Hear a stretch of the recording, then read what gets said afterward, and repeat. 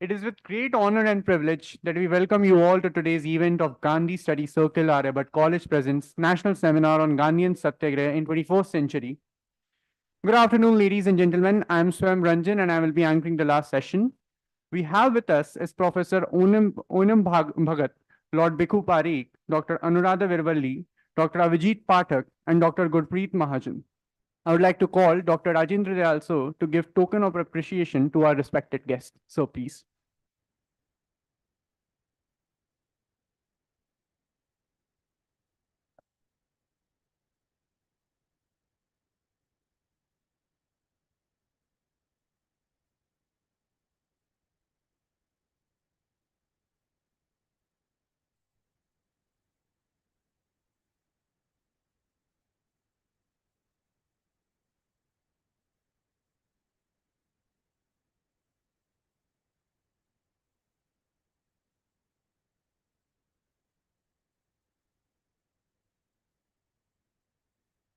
Professor Oinam Bhagat is a distinguished scholar and educator renowned for his expertise in environmental science and sustainable development. Holding a PhD in environmental studies, his academic journey has been marked by a relentless pursuit of knowledge and innovation in the field. Professor Bhagat has contributed extensively to various facets of environmental science, including climate change mitigation.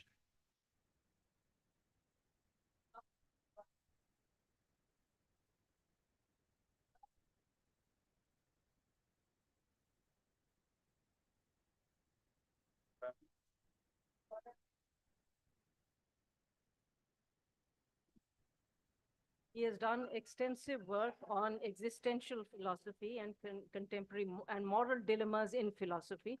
So we are very honored to have him here. His recent work, uh, amongst other things, has been on the question of what would dialogue or a quest for truth imply in contested situations. And he's taken the case of Manipur to see how can we reimagine exactly the theme of this particular session, Satyagraha in the 21st century, or a dialogue that is presupposed in non-violent negotiation in the 21st century. It's okay.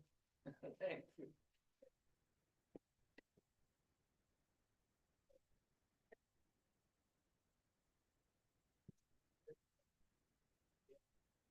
Yes. Lord Bhikhu Parikh. Bhikhu Parikh is an eminent political theorist in Britain and an active member in the House of Lords. During his tenure, he has contributed immensely towards societal changes that were once a major cause of concern to Britain's culture in the early 70s. He has pioneered many concepts of multiculturalism, collective rights and responsibility, and other socio-cultural issues that have influenced the governance in the United Kingdom. Commonly addressed as Lord Bhikkhu, he has worked to bring about a non-interventionist and tolerant political view where people of different ethnicities could live in a harmony. It was through his ideologies and his unrelenting dedication towards his work that he managed to bring a significant understanding of Indian culture on a global platform. During his lifetime, he has been conferred with a number of awards such as the Sir Isaiah Berlin Prize, Distinguished Global Thinker Award, Padma Bhushan, etc. by many international forums. Professor Avijit Pathak.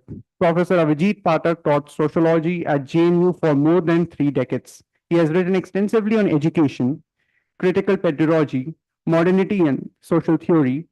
His major publications include 10 lectures on education, recalling the forgotten, education and moral quest, modernity, globalization, and identity towards a reflective quest, and the chaotic order, and unknown teachers, pedagogic travelogue. He is also a regular contributor in the Tribune, the Indian Express, and the New Team. Dr. Anuradha Viravalli. Anuradha Viravalli taught philosophy for 24 years, firstly at Hindu College and since 2005 onwards at the Department of Philosophy, University of Delhi, until she took voluntary retirement in 2017. She has published a book titled Gandhian Political Theory, Truth, Law and Experiment. She has contributed the entries Indian Philosophies and Nyaya in the Encyclopedia of Religion. She has worked and written on Gandhi, political theory, and religion from an epistemological point of view and is currently working on a book considering the foundations of the vernacular.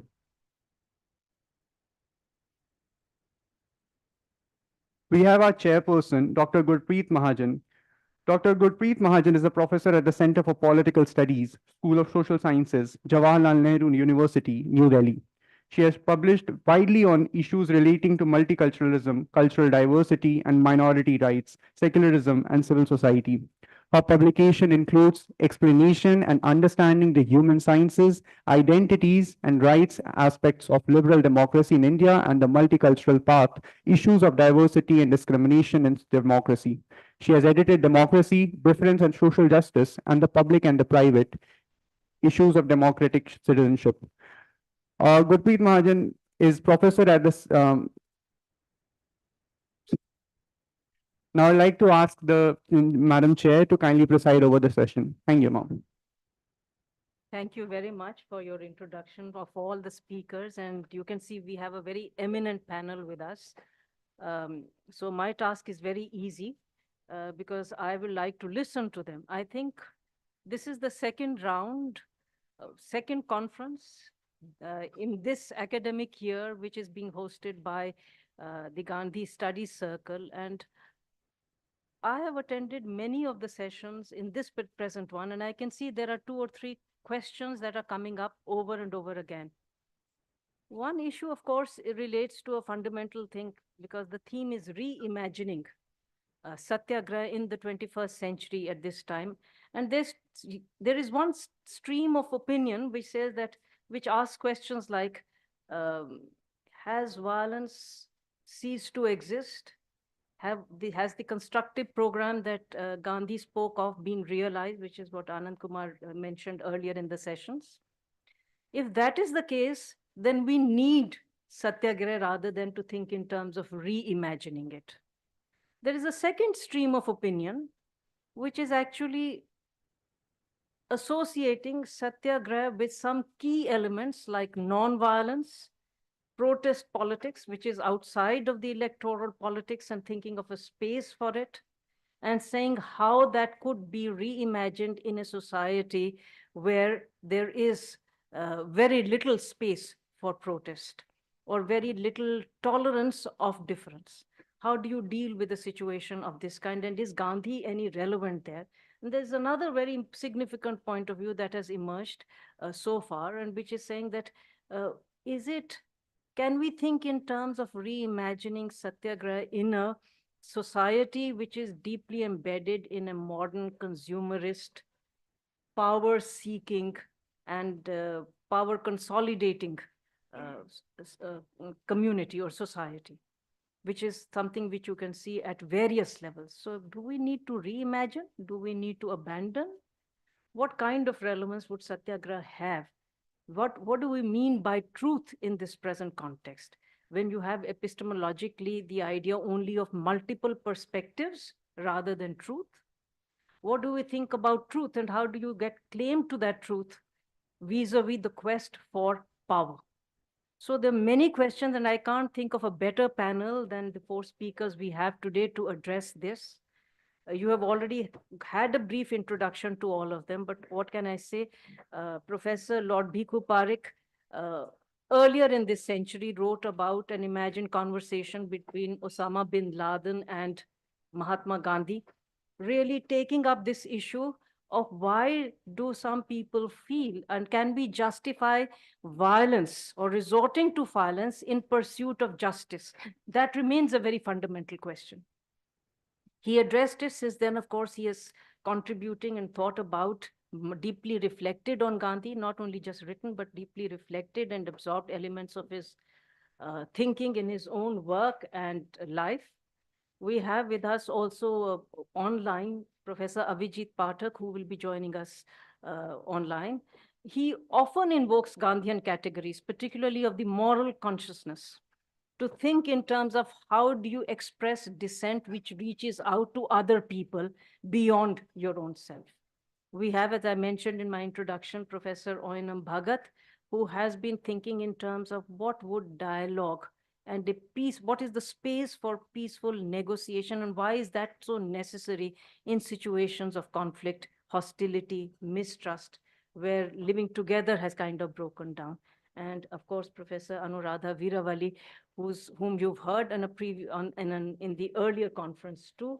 And she writes not only on Gandhi, but very deeply using Gandhian categories to understand how do we understand binaries, how do we understand self and other, this relationship, and how do you recover truth within that. So you will agree with me, we have a wonderful panel to address the questions that have arisen through this seminar and the previous one.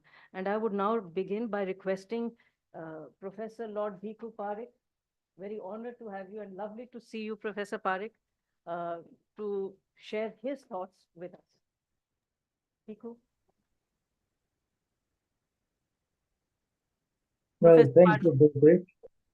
Can you hear me? Yes, yes, we can. Oh, thank God for that. Well, you have sketched a range of questions that the discussion of Satyagraha in the 20th century raises. And what I want to do is to add one or two more and perhaps leave it at that until there are questions and answers. I think there are two important things to bear in mind. When Gandhiji talked about Satyagraha, the question for him was this. There are two individuals related to each other in a certain way. One of them feels that he has been unjustly treated, and the question is, how does he go about addressing the injustice that is done to him? Naturally, they should talk. Talking is never enough, as Gandhi said. He should also appeal to his heart, because an individual is the union of head and heart. Now, that is a very big proposition. What is this union of head and heart mean? When does head stop thinking and heart takes over? And when the heart takes over, how do you touch the other person's heart? That's one question, right at the heart of Gandhian thinking. You should be able to persuade the other person to understand why you feel in a certain way. In order to do that, you must touch him, his humanity, so that his viewpoint is widened, he's able to appreciate what you are doing, and on that common ground, you are able to talk to each other. And hopefully, differences should be resolved. That's point number one. Touching the heart, how to touch the heart. And why does Gandhi think that suffering is a very important medium through which one heart communicates with another? He says this again and again, for which he was heavily criticized by Pandit Nehru, that you are making a fetish of suffering. Why is suffering so important? Why do you take upon yourself the burden of the other person's evil? The second question is two persons related to each other in a certain way, they talk. Now, do they always agree? They may not. What do you do then? If two persons disagree strongly on a certain issue, how do you resolve that disagreement in spite of all the goodwill in the world? Which is where, again, Gandhi comes in. He says truth is relative in the sense that each of us views it from a particular standpoint. So I view truth, by truth you mean a particular subject that we are talking about, whether you are writing colonizing India or whatever, that you view a particular object, I do it from another angle. We reach different conclusions. How are we ever going to reach an agreed solution to a problem? What do you do when two people deeply disagree? And here again, I don't think Khaliji had thought things very carefully, but very important insight. When two individuals disagree and disagree fundamentally and genuinely, and as Gandhi used to say, sincere search for truth leads them nowhere, what do you do? That's question number two, the epistemological issue of how to resolve disagreements. And the third issue I think is quite important is, as Gandhi says again and again, which I think is often misunderstood. He says you try to persuade the other person by means of non-violence. But non-violence doesn't always work. Non-violence can also be very difficult for people who have long been oppressed. What do you do if you see frustrated people, deeply disappointed people, take to violence, engage in occasional acts of violence?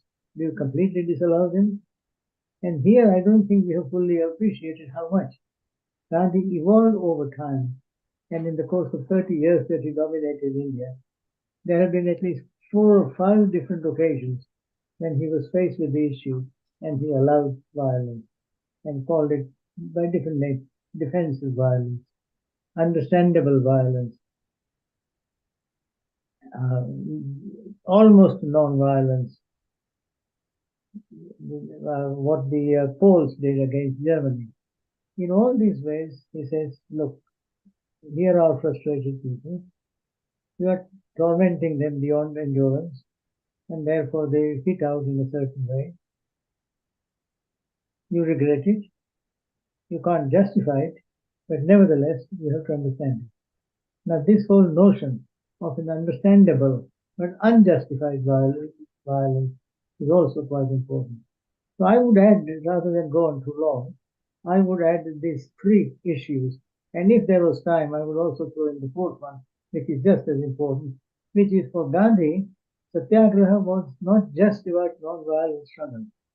It was also, and this is where the definition of Satyagraha comes in, it was also about constructive program, 14-point constructive program, that in order for Satyagraha to be possible in any society, it must have a sense of unity. It must have a sense of common agreement. How do you bring that about? So, removing untouchability, removing communal conflict between Hindus and Muslims and other minorities. So he had this 14-point program. And that program was not just added afterwards.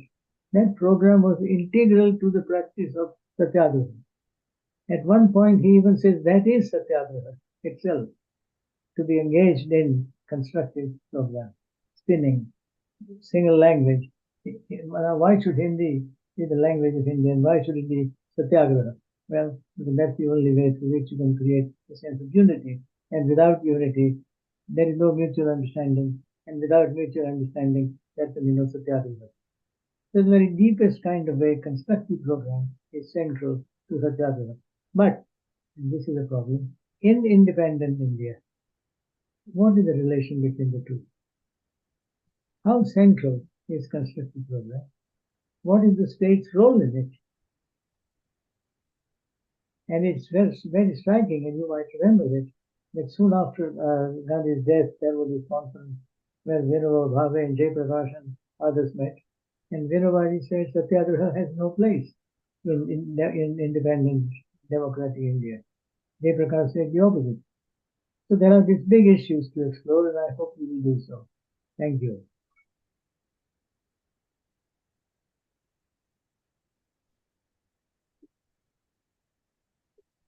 Thank you, Professor Parekh. We do have a little time if you would like to elaborate on any one of these points. Would you like to say something more on that? We do have time for it. Well, if you're tempting me, you see, you never tempt a professor. Well, Go on and on, but sometimes they succumb to temptation. well, are you saying that I'm having given extra 5 minutes? Well, in that case, I will, if I have understood you correctly from this distance, I would want to make one important point, which I think the Mahatma faced, but not as honestly as I would have liked. Take boycott. Gandhi said suffering, I have a certain grievance, and how do you start the process? I make a statement of what my grievances are. I give reasons why they are grievances, and in the hope that the other person will listen to them and will come around to my point of view. Well, he doesn't. What do I then do? I tell him, look, I am prepared to suffer any punishment that he imposes on me, but I shall not do what he says. So he sends me to jail, he does all sorts of things, I suffer all this. In the hope that suffering, as Gandhi said, suffering is never wasted. It's the law of the human species. My suffering, patiently, quietly, lovingly, inevitably will influence the other person. And in that extraordinary remark, which I think we tend to forget, He said we should never fall for the illusion that once a man is dead, he doesn't act. That even if somebody is dead, he can continue to influence, he can continue to act over the centuries, like Jesus now, Buddha. These men are not dead. They are dead at one level, but they are active at another, and they continue to shape us. So, in this way, Gandhi said non-violence never ever fails. If not now, 100 years from now. If not visibly, invisibly. The law of suffering love continues to operate. Now, I don't buy that because I think there are difficulties there. Up to a point, perhaps one can see the sense of it, but there was a certain point when he was giving that kind of advice to the Jews in concentration camps, saying, look, you don't use violence, you suffer. And eventually Hitler will come round. Well, he never came round, things will work. But anyway, this was Gandhi's idea. Now, what happens if suffering doesn't work in practice? So Gandhi said, all right, you can use other things, like fasting. Is fasting a form of Satyagraha? But that's a different story. Or if you don't like fasting, what about boycott? Now that's a big issue. Boycott British cloth. Now is that Satyagraha or is it not? And this is where I think you have an interesting situation, conceptual as well as existential. When Gandhi asked 1930s boycott of British cloth, in the Round Table Conference he went to Lancashire, and when he went there, the people who had struck and whose dependents were suffering as a result of strike, they said, Mahatma, you have done enormous violence to our husbands, violence to us, because they have no jobs. Why are you using this? And Gandhi said, I'm not doing violence. I'm a non-violent protester. But they said, but look at the action results of their action. People are without jobs. What do we do? Now here I want you to grasp one very important point, which has not been explored. And that is, in a cooperative situation, in a situation where cooperation is at the center of human relationship, one man's freedom is another man's coercion. Gandhi said, look, boycott simply means these people freely have decided we don't want to cooperate with you. We don't want to buy your clothes. Stop. Why can't this be an act of freedom? For him, it's an act of freedom. But for the Lancashire workers, it's an act of coercion, with Gandhi saying, your cloth is not coming into my country. So I think there are these difficult ways of handling complicated situations where the Mahatma always was not convincing. Sometimes he said things off the cuff, other times he had thought things carefully. Boycott was not one of them. Is boycott a form of violence or non-violence? And if it's a form of non-violence, why? I hope I made good use of your 5 minutes. Thank you, Professor Parekh.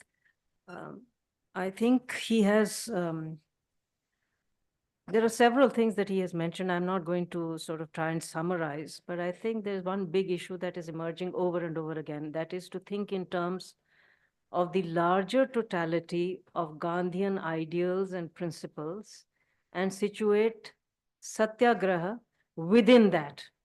And independent of that totality, if you extract one thing and then reduce it to any one single principle, whether it is non-violence or love or suffering or fasting or boycott, it would remain perhaps insufficient. So we need to think of that larger totality and perhaps treat it as a kind of a normative ideal which guides us in terms of how we may deal with situations which are marked by injustice, hostility, mistrust, and in any case, in pursuit of our own truth.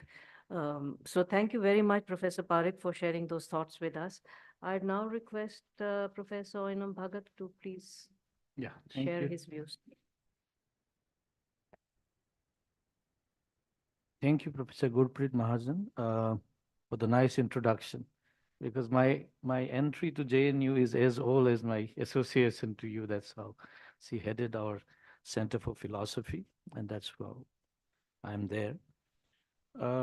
Let me also thank Professor Satish Jha So I'm here not primarily that I'm an expert on Gandhian philosophy, but because of your persuasive capacity and the faith that you kept on me, and that faith, I'm just testing that faith, whether I can come up to that. I have noted few points. It's easy to critique Gandhi, but difficult in front of the Gandhians because you do not know enough to even critique. Uh, I tried to make this theme, and rightly you have anticipated that's something on I have written down Satyagraha and Samvad. That was Samvad, this whole idea of dialogue, not in the dialogue in the Western philosophical tradition, but in the classical Indian tradition and followed by many, either by saying that it is Samvad or without saying. But this is a very rich concept, I realize. And also to see if Satyagraha and Samvad is there, the question that I'm posing. In fact, one big question within which two sub-questions. That is there dialogue, there is Samvad, possible within the framework of Satyagraha? This is the first question.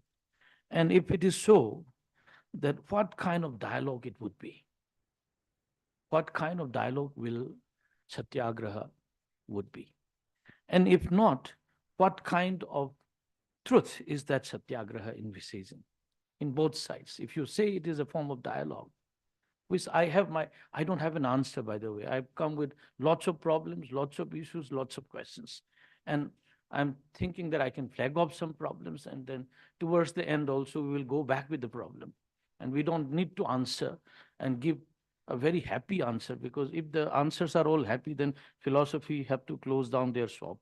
So the unhappiness with which you continue, that is what philosophizing is all about.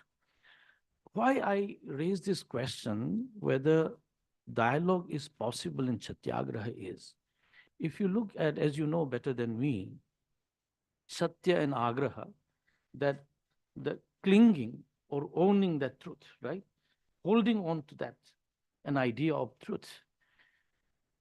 This concept is very existential.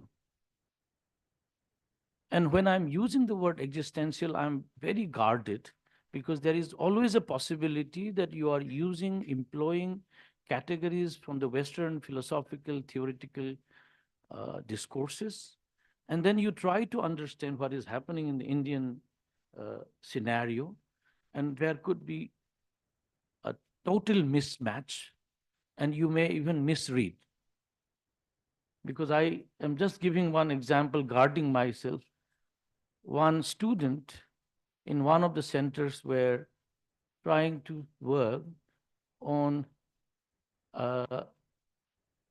Vaishnavism concept of Satra tradition in Majhuli Island of Assam. And you want to study this Vaishnavism of Satra, Assami, through Max Weber and Karl Marx. Now, the problem is, if you are looking for Marxian methodology, which is primarily built on the idea of dialectics and contradiction, some of the fundamental structural methodological concepts, then you may miss out the idea of Vaishnava notion of love and affection. That is why I'm saying that even if I'm using the word existential, I'm using it in very guarded sense. Why existential is an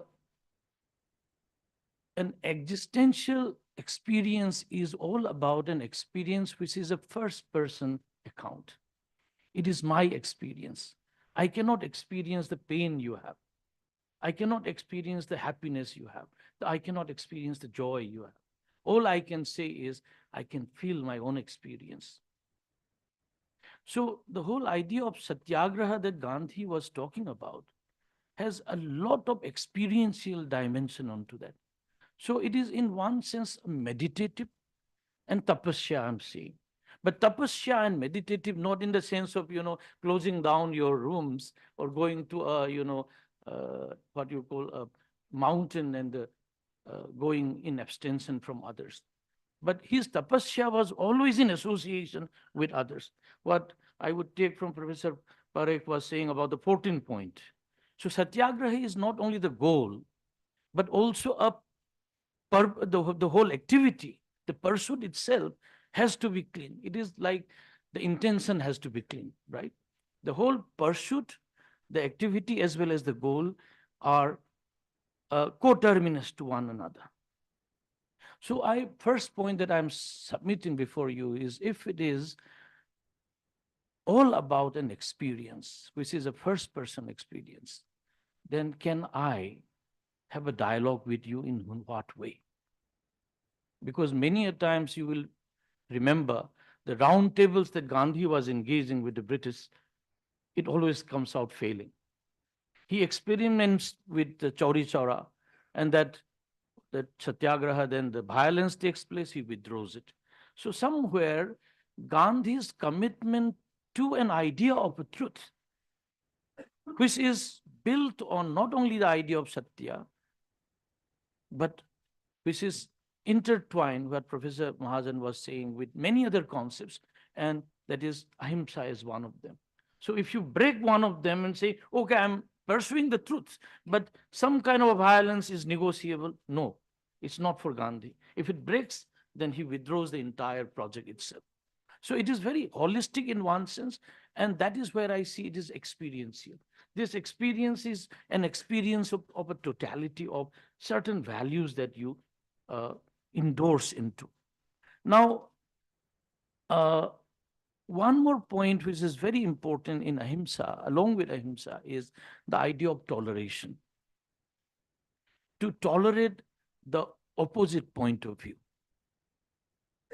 Now, a dialogue, if you look at, is between two agency, right? Two persons, two point of view you engage into. So is Gandhi's Satyagraha as a dialogue more like a communicative rationality in the Habermasian sense? That you say something, you have a point of view, I put up my point of view, are we going to negotiate in the rational approach? My submission is simply no. And here I would like to bring in for your consideration. And these days I'm quite fascinated by this. I had been hearing about it, but I never bothered. But this whole idea of samvad, in the Indian classical tradition, they say there are three types of samvadic stages. They are not very exclusive to one another. Bad, Jalpa, and Vitanda, right? The third is slightly different. So let me begin with, I think most of you know about it, but I'm just repeating to make my point. The third category of samvad, which is of a negative nature, that is a dismissive in nature. So the priority in this Vitanda is more with an intention to demolish the other, to bring ill to the others, not so much about positing my point of view. So it doesn't matter whether my arguments is coming to a admissible, agreeable point of view. It doesn't matter, but I have to somehow belittle you. I have to cut you down. So your whole argument is often, this is all that we do in parliament, that belittling the other, playing the rhetorics, trivializing the others. This is one way of doing that. And this has been done against the Charvakas by many of the schools of thought, whether it's the Nyayikas or Buddhists or Vedantins. So Vitanda is that trying to pull down the other. But if you keep the third samvad aside, but the first two I found very fascinating. And this, why not this use in political theorizing, social theorizing? This is what I was thinking.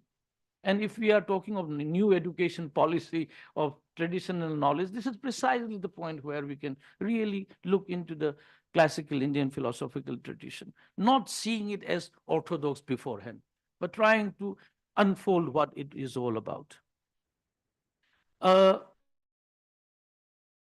This argument is a samvadic argument where your pursuit is not merely your arguments per se, but your pursuit is the end, the truth that you are aiming at. So जो सत्य जो है, एक कहीं अगर सत्य है, If there is a truth, I'm not talking about the metaphysical, but if there is something that we believe that in our negotiation dialogue, we can arrive at something called truth. अगर जो जिसको हम सत्य कह सकते हैं, तो my pursuit is not my point of view, not Bhagat's point of view, but the truth that we are aiming at, right? And that truth may be nothing of what I was initially talking. It may be about the other is saying. In fact, I might end up what you are saying. So the priority of the samvad is the truth that you are aiming at. And if Satyagraha is something that if there is a truth, that is the end that we are aiming at, we should be open to that end. And in Gandhi's dialogue also, that there is nothing called truth already given. Truth is always persuasive, continuously an effort, a tapasya towards that. And that is what my experiment with truth is all about. He is trying to make all efforts to arrive at something called truth. The second dialogue with Jalpa is that when I am engaging into samvad with somebody else, I will always have, it is necessary to have my point of view. Without having a point of view, how do I engage with the other? So I have an idea of truth. I know the methodology through which I'm engaging, and I'm open to you. And the other also has the same. So in Jalpa, there is a point, there is an effort to convince the other that what I am saying is true. And say, aap bhi wahi karoge. You also have your point of view, and you have arguments to defend. And this is what Buddhists and Vedantins had been all doing. And let me remind, I hope I have some time, no? I just am reminded of Professor J.N. Mohanty, his lecture in Banaras Hindu University. And very interestingly, he says that Varanasi is the capital, cultural capital of Indian subcontinent, not for other reasons, but the entire classical intellectual tradition, jo Matha hai, Sampradaya, they will all come to Varanasi. And not because they love each other. This was the point of my argument in my paper in Hindu, was that it's not that Buddhists like the Nyayayikas or Mimamsakas, or even talk within the Vedantis, Purva Mimamsakas and Uttara Mimamsakas, they don't see eye to eye. So not that they come to Varanasi because they like each other, they don't. Yet you have made a point to engage with one another. That's what the example of argumentative Indian is all about. So you have a point of view, you want to convince the other that what I believe is true, the methods, the arguments I employ is true, but at the same time, the Vada tradition says that we are open to that truth. So it's a beautiful synchronization. If you look at Vada and Jalpa, is that I begin with my point of view, you begin with your point of view. I have my own arguments, you have your own arguments. But then you meet the two arguments meet. And there is a possibility that none of the arguments is sufficing enough to arrive at the truth. Or one of the arguments is overarchingly imposing on the other, convincing over the other, and that can happen. So there is a possibility or open-endedness towards that truth. Now, can we see Satyagraha is an attempt towards that? Because when Gandhi is experimenting, it is not necessarily Gandhi as an individual alone. Gandhi with multiple points of view. He is engaging with the points and counterpoints with him. So his experiment with his own life is all about a counterpoint, engaging with one point with another counterpoint. And that is how you move ahead. So is it really possible in that sense? Now, I have many things to say, but I will, with this point, I will come down. Maybe if we have time for the next round, I may push up. Now, if the point is, when we are going to have a dialogue, and when you have very strong positions, and this is happening in many a times between the political parties, or in my own state, you see in Manipur, where people today, when I talk about dialogue, either people don't respond to my writing, or people, some have chicks to say in front of me, brother, we have to wait for your ideas to come. First, let me kill the other, and then we can talk about it. Only few makes a telephone call or sends a WhatsApp saying that maybe we should take your ideas a little more seriously. So you can see that Gandhi's whole idea that Satyagraha is not for people who are weak. And I believe those who indulge into physical violence is to some extent weak people.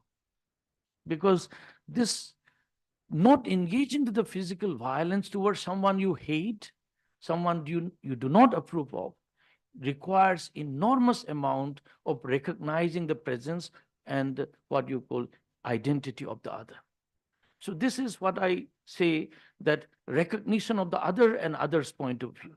And this requires enormous point of view. Now, lastly, I want to end up by putting up slightly deviating, but I believe it is not fully. But if you remember, Martin Buber and I think the other was Agnesis or Magnesis who wrote to Gandhi about Satyagraha. And Gandhi had uh, written that Jewish people should not think of Zionist nation, but they should be happy wherever they are, try to negotiate and even engage with the Nazi government. And Martin Buber's letter I was going through was very scatteringly strong to Gandhi, saying that you have failed us in trying to understand. Now, Buber's position was that in a dialogue of your experiment with truth, if the other is not ready for it, like in the case of British, there is certain kind of a possible readiness to engage with. They have a strong position, but I say possible readiness, which perhaps the Nazi regime would never have. So in order to have a dialogue, the ones who are players of dialogue, or the ones who are involved in the dialogue, they must also recognize, they must have possess certain qualities. And if they do not, then will that entire effort of Satyagraha succeed? And this is what I'm seeing in many of the conflict in the Northeast presently. Manindra has been there in Manipur.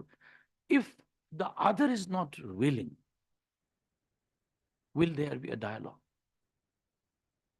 It is very different from what I said, sampradayas of Indian classical schools going to Varanasi, having their own institution, mathas, and ready to combat with one another, even to the extent, if I'm very bad in memory, that Adi Shankara defeated a very much Mandana Mishra, which is around 80 years, and he was in 20s. And that 80-year-old Mimamsakas bow down to him and says, I will be your disciple. Now, people don't talk about it. I say Mandana Mishra is much more a stronger individual as a moral being. That one who is true to that idea of truth it requires an enormous moral capacity to accept the other's position and recognize one's own position. And this is not an easy thing. It is not merely arguments. Even when we fail in arguments, we will say, so what?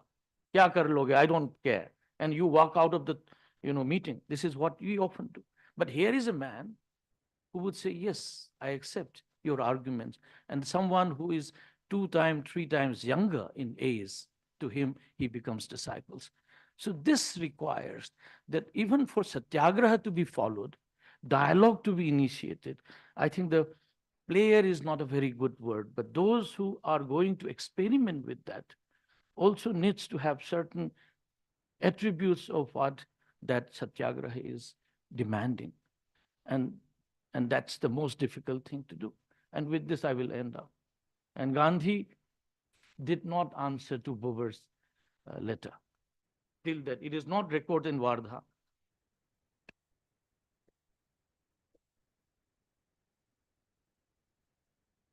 Thank you, Professor Bhagat Oinam, for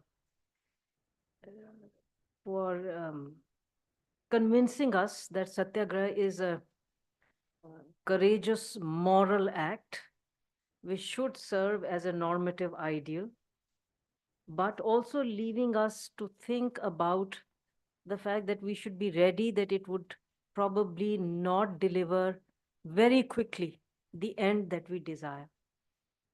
He wants us to think about the fact that perhaps it requires certain qualities, not only of the self, which was being talked about earlier today, self-realization, but also a more general, this quality has to be shared amongst many more. So are we thinking of a particular structure of society along with that, within which this will work? Which brings us again to the question that this seminar has posed. Does it need then to be reimagined if we don't have society of that kind?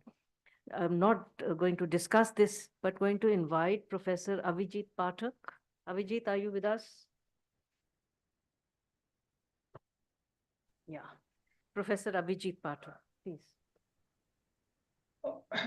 Thank you, Gurpreet, and esteemed speakers, friends, colleagues, and the organizers for giving me an opportunity to share some of my ideas with you. And I believe I have 10 to 12 minutes, so I'll be very brief. I thought of sharing my experience with students, with young students, and many of them are Marxists, many of them are Ambedkarites, many of them are cultural nationalists. And the process of engaging a conversation on Gandhi with them in the process of teaching different kind of courses. So not merely about Satyagraha, but largely about Gandhi, his politics, his philosophy. And in that process, the kind of learning and unlearning that took place and the challenges that I confront in that process of conversation with my students as a teacher. So it will be very brief. So I must begin, with a confession, and there is a lot of pathos in that confession. Every year on January 30, I get up and I experience a sense of pain, and I ask myself a question, and I say that possibly Mohandas Karamchand Gandhi was not a success story. His failure was remarkable because he spoke of ahimsa and nonviolence in an age that sanctified and glorified violence. He pleaded for self-reliance at a time when the iron cage of bureaucracy and technocracy disempowered us. And then he spoke of self-reflexivity, inner quest, and self-reflection at a time when hyper-modernity was only engaged in an act of conquering the outer realm, the outer world. And there was a lot of inner impoverishment. So his failure possibly was remarkable. And January 30, 1948, Nathuram Godse thought that this failure is unpardonable, and his bullets sought to kill him. But the question that I often ask myself, does a bit of Nathuram Godse exist in many of us who might have no affinity with the ideology that Godse embodied? Because I pose this question before my students when I begin to engage with them on Gandhi. And I ask this question because we also see a growing Gandhi bashing industry in our country. And this Gandhi bashing industry has many branches. For example, one of the important branch from where this Gandhi bashing industry emerges. And many young students and young minds and often get carried away by that Gandhi bashing industry. One, of course, is from a group of modernists, and those modernists, and I would go to that extent, even at certain moment, Jawaharlal Nehru at certain moment, and their discomfort with the idea of decolonization and the Swaraj that Gandhi embodied in his classic text and the small, beautifully written, but a very deep text like Hind Swaraj. And this discomfort with the Gandhi's idea of a different vision of a civilization, many modernists, and at times, including Nehru, was otherwise very close to Gandhi, but not very comfortable with. And many reductionist Marxists too thought that where It was Gandhi's romantic escape from the inevitable rule of history, inevitable laws of history, the arrival of modernity, industrial capitalism, and it was Gandhi's romantic repulsion against that.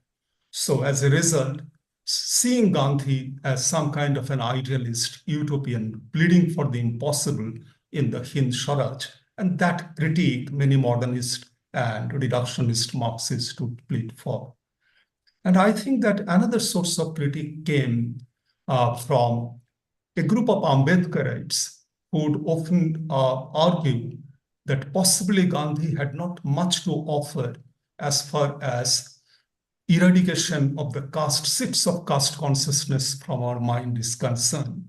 Gandhi didn't do much as far as the caste question and the critique of caste is concerned.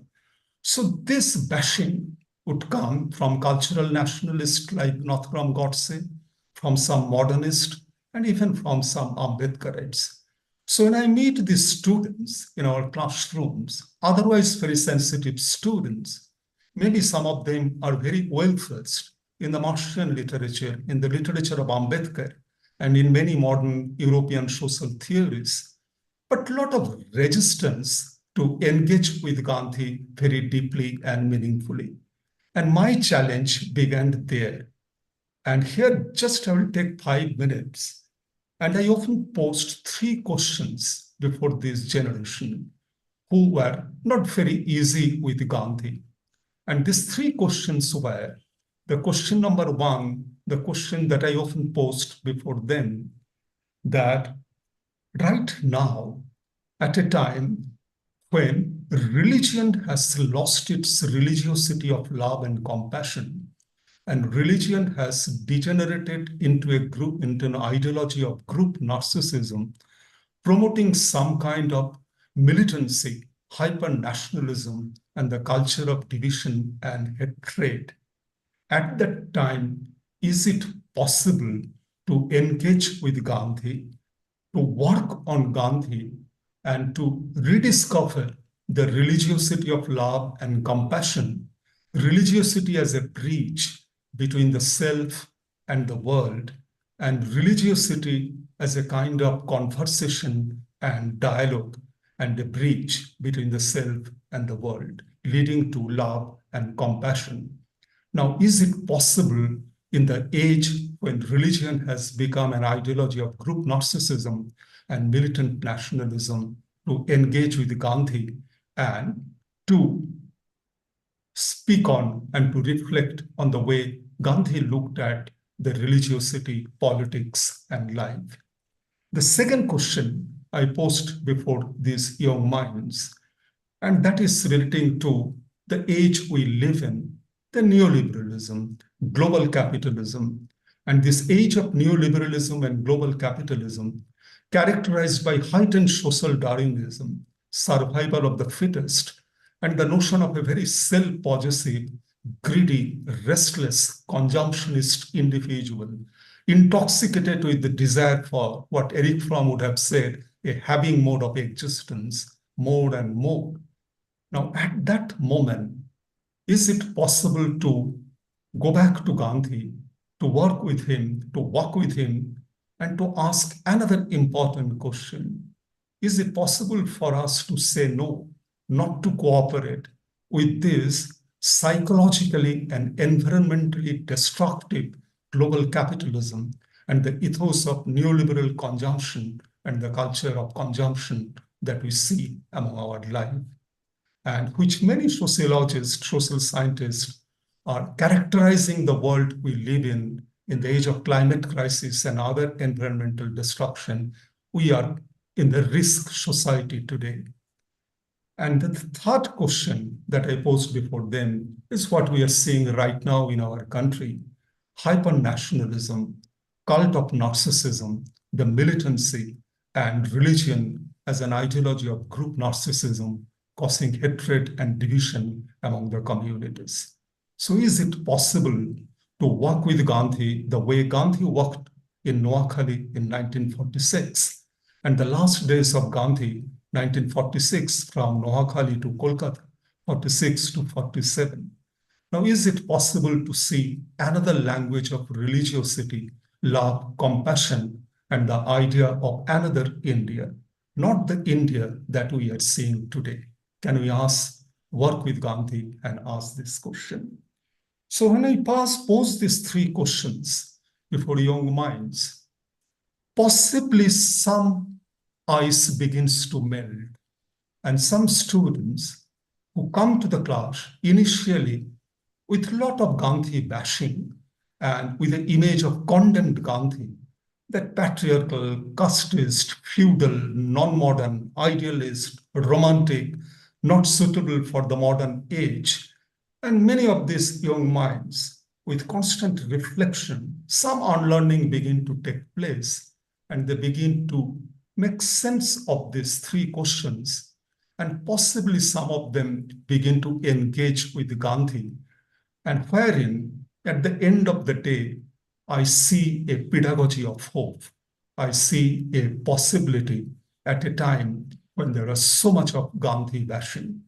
And I would just end, and a lot of young students are here, and I'll just have an appeal to them that you can walk with Ambedkar, you can love Karl Marx, but that did not prevent you from engaging with Gandhi deeply, intensely, meaningfully, learn and unlearn.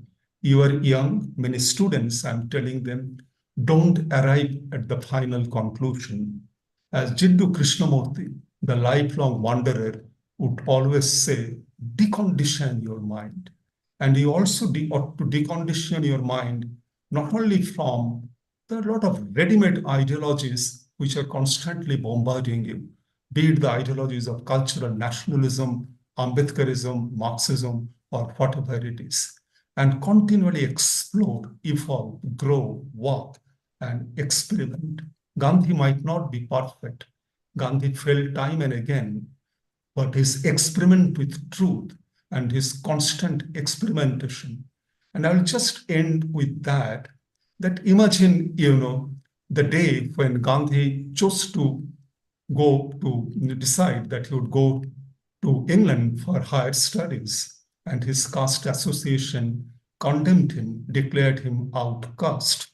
Yet he went to England for higher studies. And then in that journey in South Africa, in a railway journey, when he would say that the magic spell of a book in 24 hours in the night journey changed my ways of looking at the world, Ruskin's, and the dignity of the labor. And the question that Gandhi would raise, that the job of a lawyer is as much significant, the job of a barber is as much significant as the job of a lawyer. Debrahmanizing the consciousness, going beyond the purity and pollution and unity of the mind and the body, brain, working with the hands and the legs, which will manifest itself in his plea for Noathelim. To 1920s, when you'd see untouchability is a sin, is a crime, his subsequent negotiation and conversations with Ambedkar, and in late 30s, Gandhi would write Caste Must Go, and the later phase of life, pleading for intercaste dining and the intercaste marriage. So Gandhi was not static, constantly evolved, grew, and till the last moment, till the moment when on January 30, 1948, Godse's bullets, killed him. So I think that this engagement with Gandhi possibly has acquired immense significance. And many of us as pedagogues, teachers, public intellectuals ought to engage with the new generation and raise some of these questions time and again. We live in a very difficult times characterized by climate crisis, cult of narcissism, right-wing nationalism, growing authoritarianism all over the world. As in the prison notebooks, Antonio Gramsci would say that is it possible to see beyond the pessimism of the intellect and celebrate the optimism of the will? And in a way, Gandhi embodied that optimism of the will. And thank you very much. for giving me this opportunity this time and to listen to a scholar like Professor Viku Parekh, whose books we always love and cherish. And thank you very much. Thank you, organizers. Thank you, Professor Avijit Pathak, for so many different ideas, but I think the one which is new, which has emerged in this session, is to take Gandhi along with you every time you go for a walk, and listen to him and see what he has to say for your current situation. Professor Anuradha Veeravalli.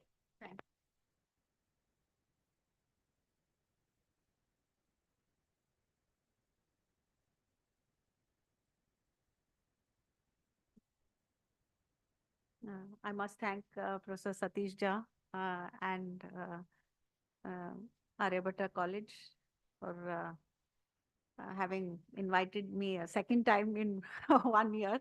And it's always a pleasure to be back here amongst friends. And I will start now. I had thought of basing my talk on Gandhi's defense in the famous 1922 Great Trial of 1922. That was his first defense against the British government. But as I listened to people in the morning session and partly myself, I have changed the orientation. So it is still on questions of democracy and dissent. I call it the subtitle Paradox and Parody. So let me see if I can present my argument. A lot went in the direction in the earlier pre-lunch session about why Gandhi, whether Gandhi is significant at all. And I think if it could be said in one sentence, Gandhiji presents the possibility of non-violence, even for modern times. He began at the cusp of modernity, as it were, for our nation. And I think that possibility of non-violence is something that we cannot forsake easily. So in spite of everything, Gandhi has to be contended with. The other point that I would like to make vis-a-vis the morning session is that non-violence for him was not just about non-violent protests or non-violent movements. As some have said, even Professor Parekh, that it came along with a constructive program. So it was in terms of a larger way of life, including means of production, religious, intercaste relations, all of which he believed constituted village Swaraj and the basis of village republics. So communities which were interdependent, but at the same time independent enough, perhaps even to fight the might of Hitler. That is what Gandhi believed. So for him, non-violence, we forget, he argued that non-violence was a law or the law of human existence, that without non-violence, human beings would have been extinct if they had followed. So it is the first principle that counters the very foundation of modern Western political theory and the nation state, the dominant one, which is that people are usually in conflict and are violent, if we go by Hobbes's theory. Here is a theory of human nature where non-violence is the basis and not violence. So self-preservation cannot be, one of the things that the state needs to provide us. And our political theory need not be based on rights to self-preservation, to property, and definitely not to freedom, which is not freedom of conscience. And it is just freedom unqualified. So I think we forget this, that he is proposing a theory of human nature where nonviolence is the law of human existence, without which human existence is not possible. Just one more thing about this. N.K. Bose records in his work that the Congress bulletin, actually records the resolution taken by the then Congress leaders, including Maulana Azad. I don't know whether Nehru was present or not, but in spirit, perhaps he was present. Vallabhbhai Patel. They, in one of the early Congress meetings that took place as soon as independence was in sight, or they took a resolution that Gandhi's call to nonviolence, or his belief in nonviolence, was a matter of his personal creed and should not interfere with nation building or that they are going to embark on in modern India. So it was a recorded statement and therefore the Gandhi who was shot dead by Nathuram Godse was already a dead soul. He had been buried by the Congress officially, noting it in their bulletin, Congress bulletin, that his belief in nonviolence should not be taken seriously in modern nation state building. So just with that, this thing, I will go on to the question of democracy.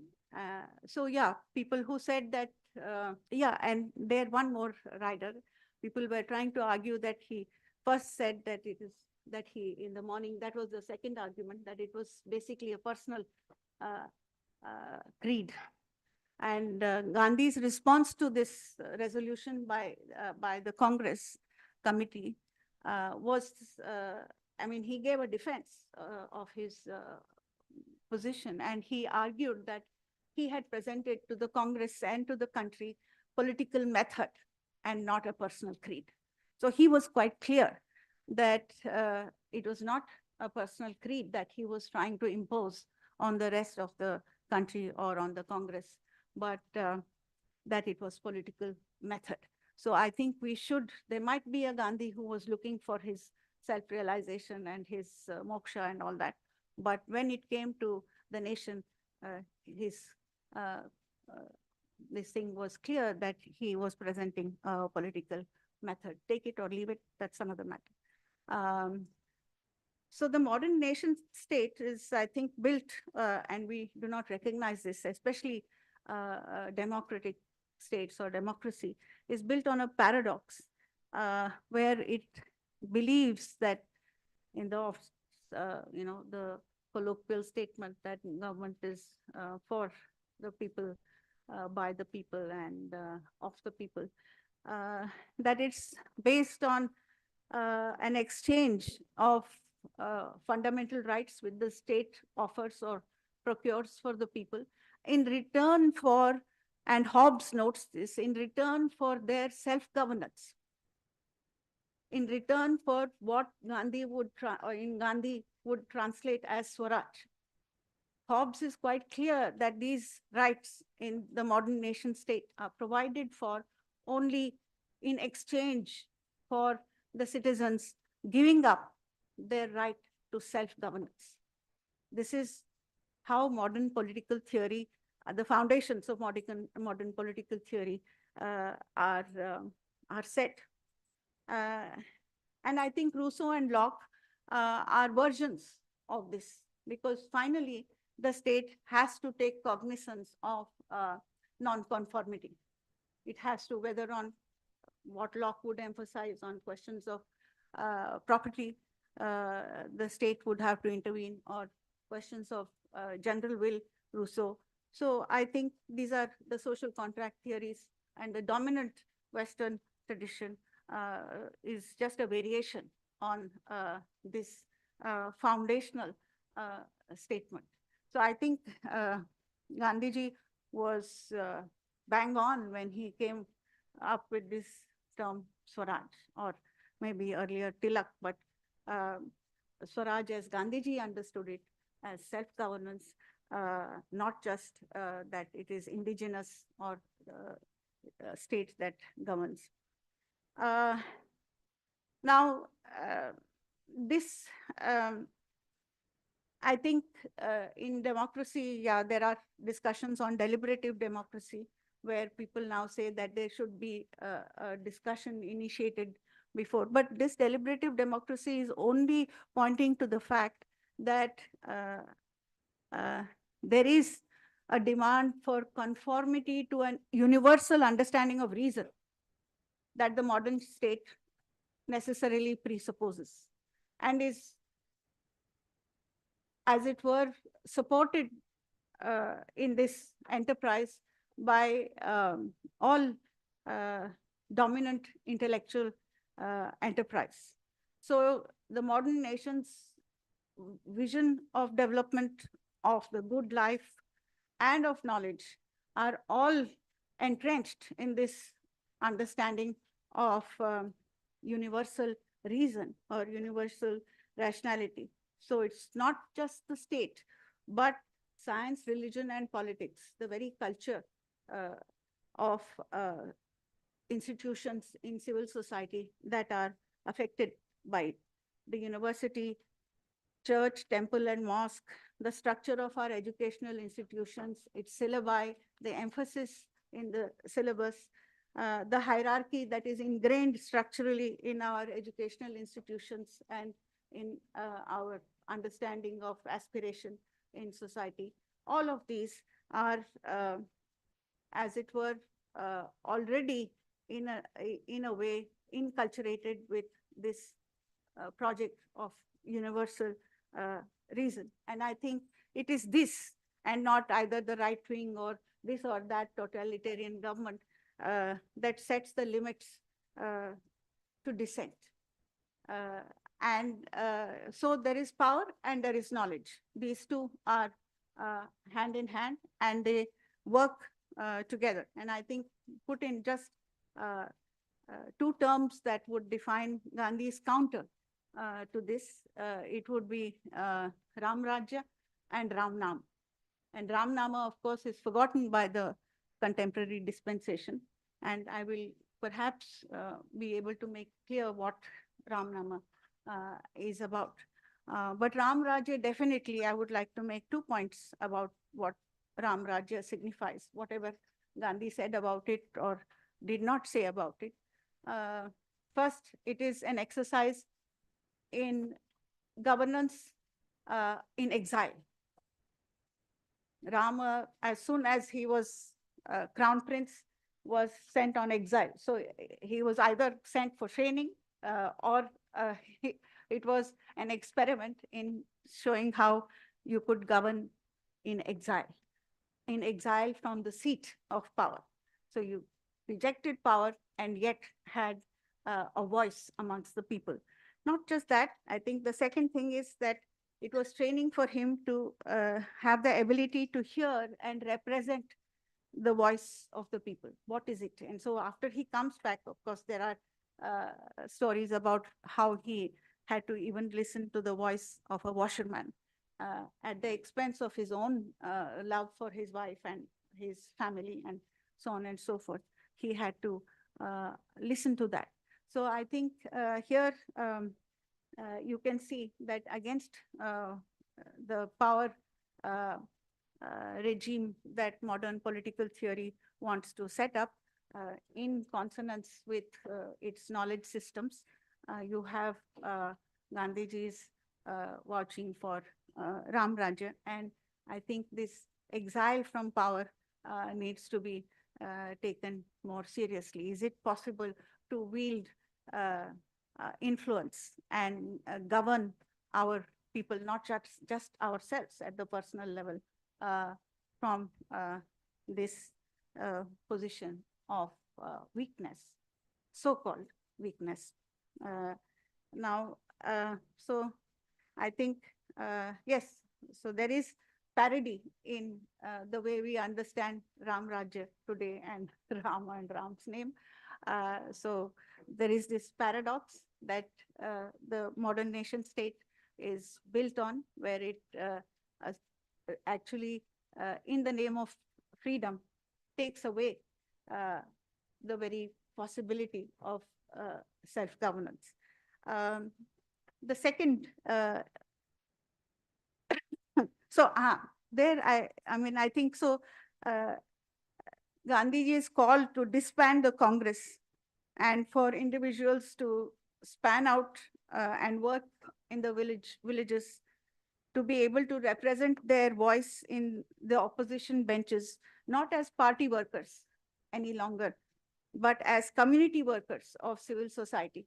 I think this was part of, if my reading of Ram Rajya is right, part of the plan when he talks of this. Of course, again, the Congress rejected this part.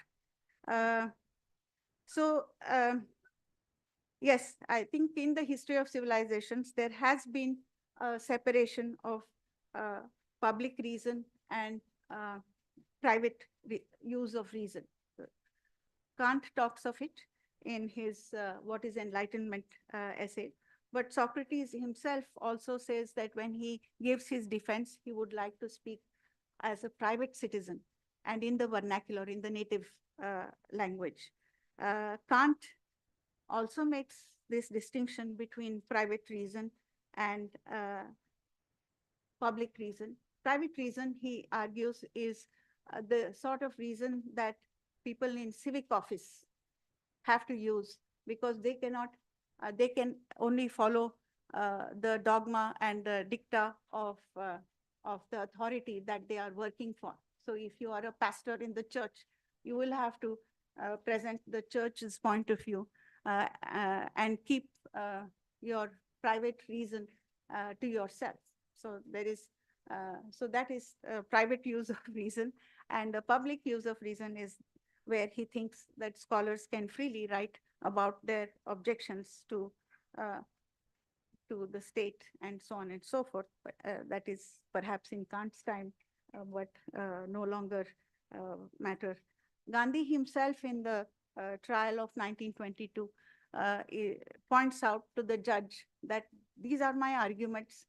This is how I can show you I have been a good citizen. This is, I think what legitimizes my disaffection against the British government and their treatment of the Indian people. And in spite of this, if you think that, and he says that it is, he thinks it is his duty and his privilege to present his argument and write against the government in such a situation. And he presents the judge with a dilemma that if he believes that in spite of Gandhiji's defense, that he has to convict Gandhi, of course, again, under the laws of sedition, then it would be fine.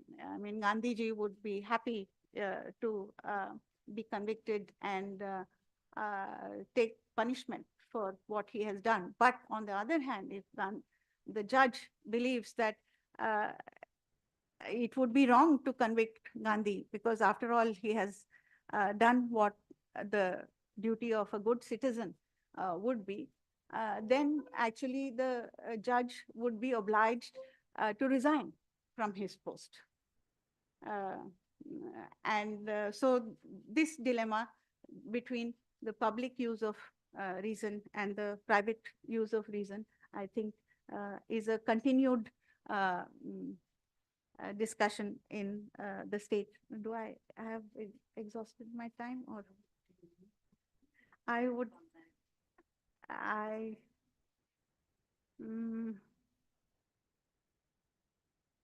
can I briefly say some things? 2 minutes? Okay. Um, yeah, so I think the Ram Rajya part has become clear. The other part, as I said, has to do with knowledge, which either, as it were, supports this regime of power, or a knowledge system which can distance itself from the power of the state. And that Gandhiji, as has been said by Professor Parikh and earlier, he proposed the constructive program. And he in fact argued that it was necessary training in non-cooperation.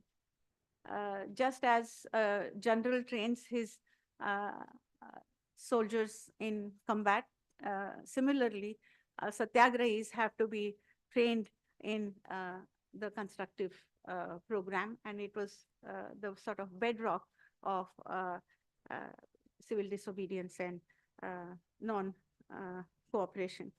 The other thing I will end with in just summarizing that against, therefore, the sovereignty of the state, Gandhiji was proposing the sovereignty of the individual and the sovereignty of communities with different sorts of rationalities, as against the universal rationality that our universities today are founded in.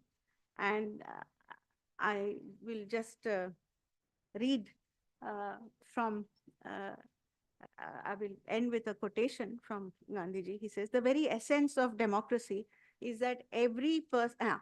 So really, this quotation is an answer to what is the chaos that will be created if each one's rationality, each community's rationality is allowed to grow. And here, Gandhiji's argument is that dissent must necessarily transcend selfish and narrow interests of any particular individual, group, or community. And he, I quote, "The very essence of democracy is that every person represents all the varied interests which compose the nation. It is true that it is not it does not exclude and should not exclude special representation of special interests. But such representation is not its test. It's not the test of good democracy. It is a sign of its imperfection." Thank you. Thank you, Professor Veeravalli, for bringing in this very important aspect of an alternative imagination of politics, where sovereignty really doesn't lie with a centralized authority of any kind or any one institution. So it's now open to the House. We'll take a round of questions, and I'm not going to intervene at this point because we don't know how long participants online are going to be for. So we'll take questions from the House first. Questions? Yeah? Yeah, okay, please. Is there a mic to go around? Yeah, please give it to him.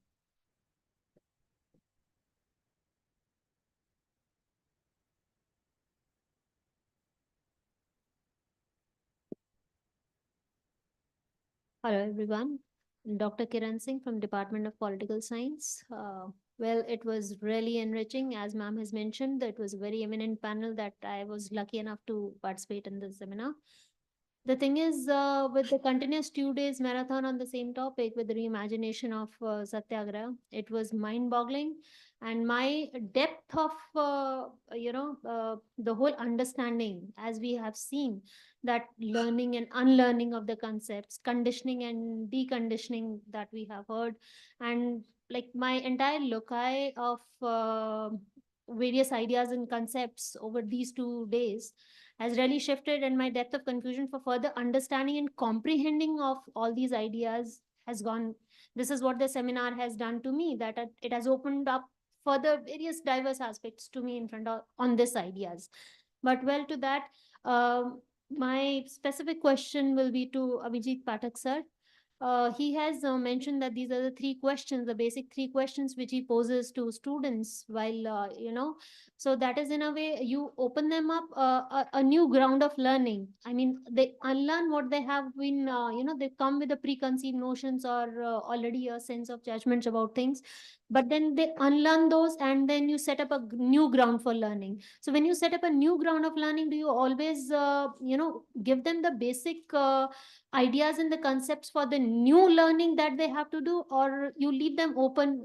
Okay, then the world is open to you now. Now you have unlearned the things which you have. Now it is open. Now see what is best for you. You keep that understanding open, or you feed them with some other inputs. That's what I want to know. So, thank you. Any other questions? Am I missing out somebody? Yes, please.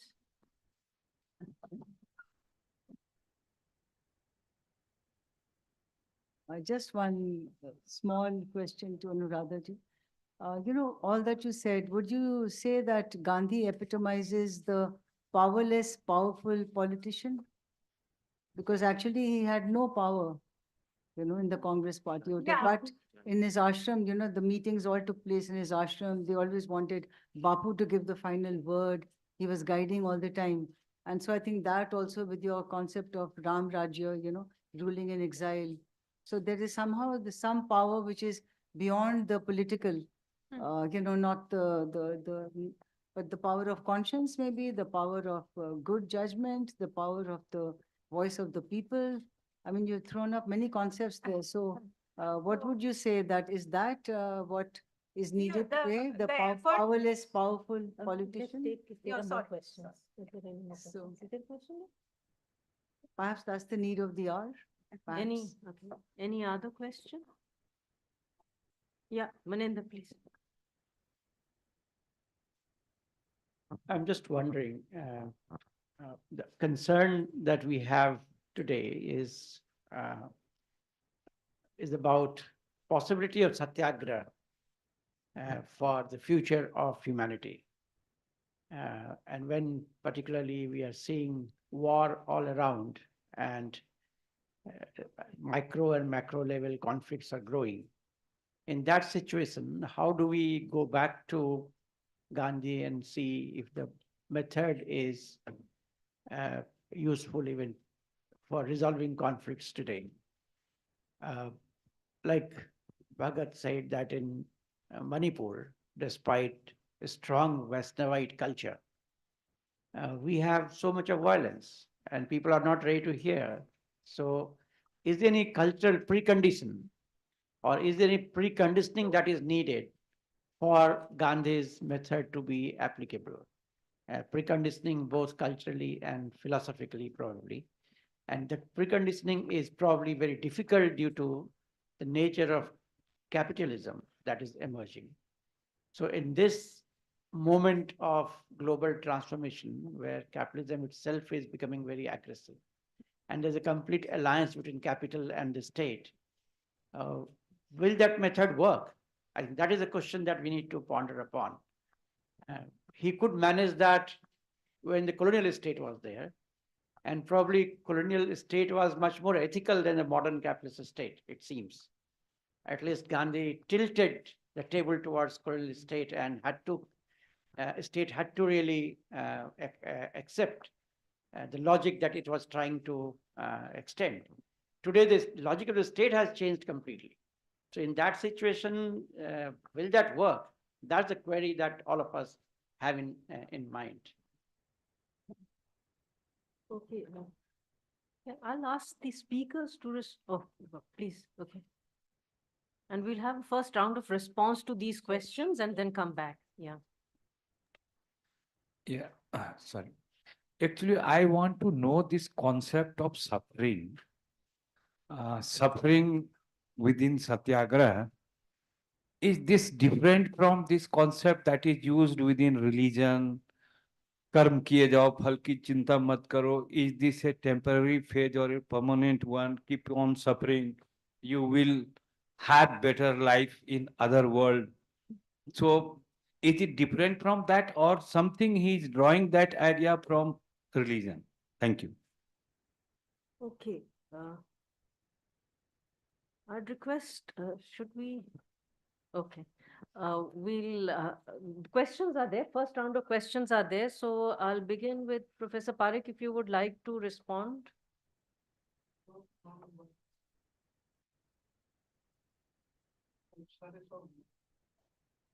Professor Parekh, you are on mute. You need to unmute yourself. We can't hear you. Your voice is muted.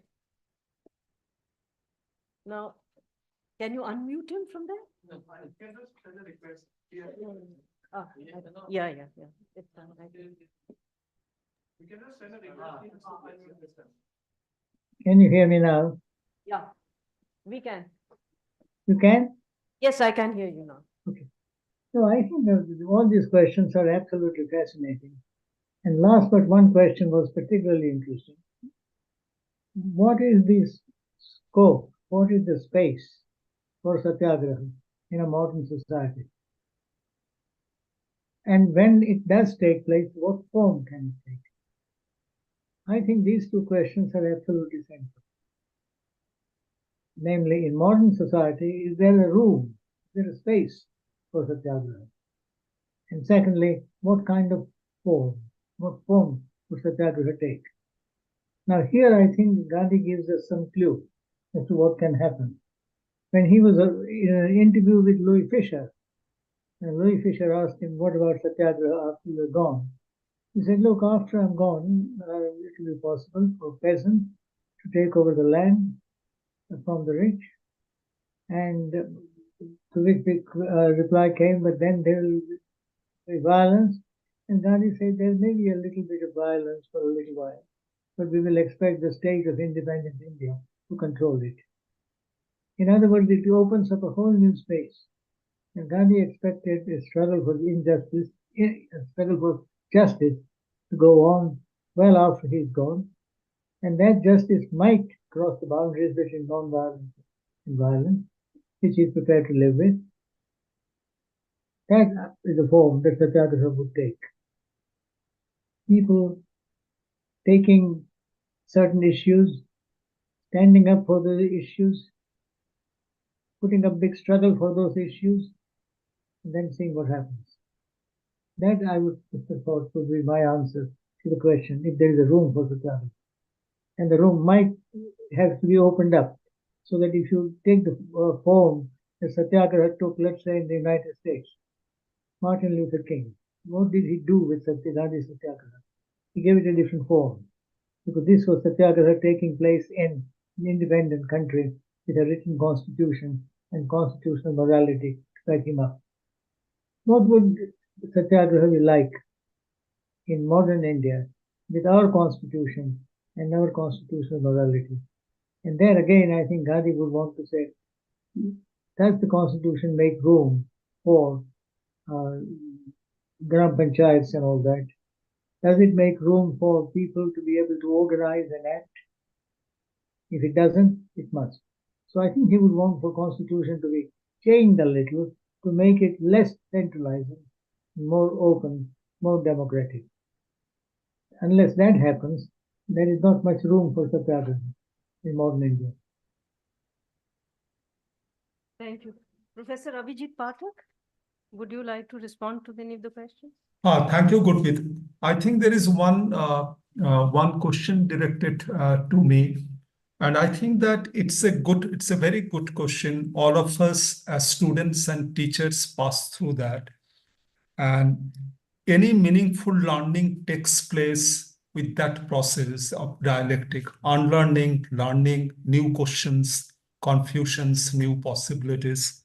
So what I tried to speak in 10 minutes was largely about the broader experiences with the students of this generation, growing up in our times when there is a market fundamentalism, there is religious fundamentalism, there is growing cynicism. Under these circumstances, when you see that students come to the class already with certain preconceived notion, and for many of them, that preconceived notion is of the condemned Gandhi, medieval, casteist, Puritan, non-suitable for the contemporary time, for the modern age, casteist, all sorts of negativities associated with that. So I have often felt that the way, for example, a person like Michel Foucault or Habermas would appeal to the bright students, quite often many of these students find some hesitant, to read Hind Swaraj with that care, that spirit, the way they would read Madness and Civilization. And it is here, I think, or even when they would read Gandhi, they would not read Gandhi in original. They would try to sanctify Gandhi through Partha Chatterjee and Ashish Nandi or Bhikkhu Parekh. My point is that, that how you begin to see Gandhi, read Gandhi, the way Gandhi is, the way Gandhi wrote, the life that Gandhi led.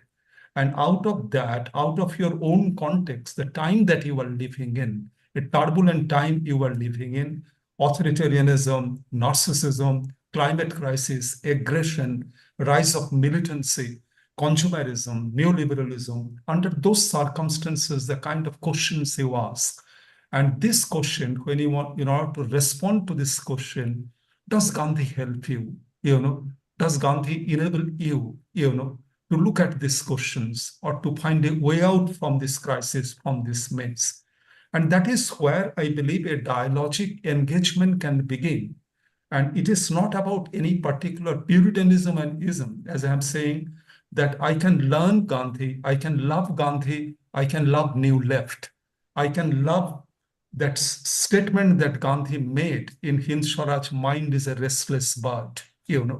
And likewise, I could see the echo of the similar statement in Eric Fromm, when Fromm would argue that it's a having mode of existence with a Faustian restlessness, constantly driven by the market-induced needs. And so things of that kind. So I think that how we bring Gandhi in the classroom in our times, and instead of a fossilized, museumized Gandhi, we make Gandhi alive, vibrant, interesting, which I think is very, very important for this generation.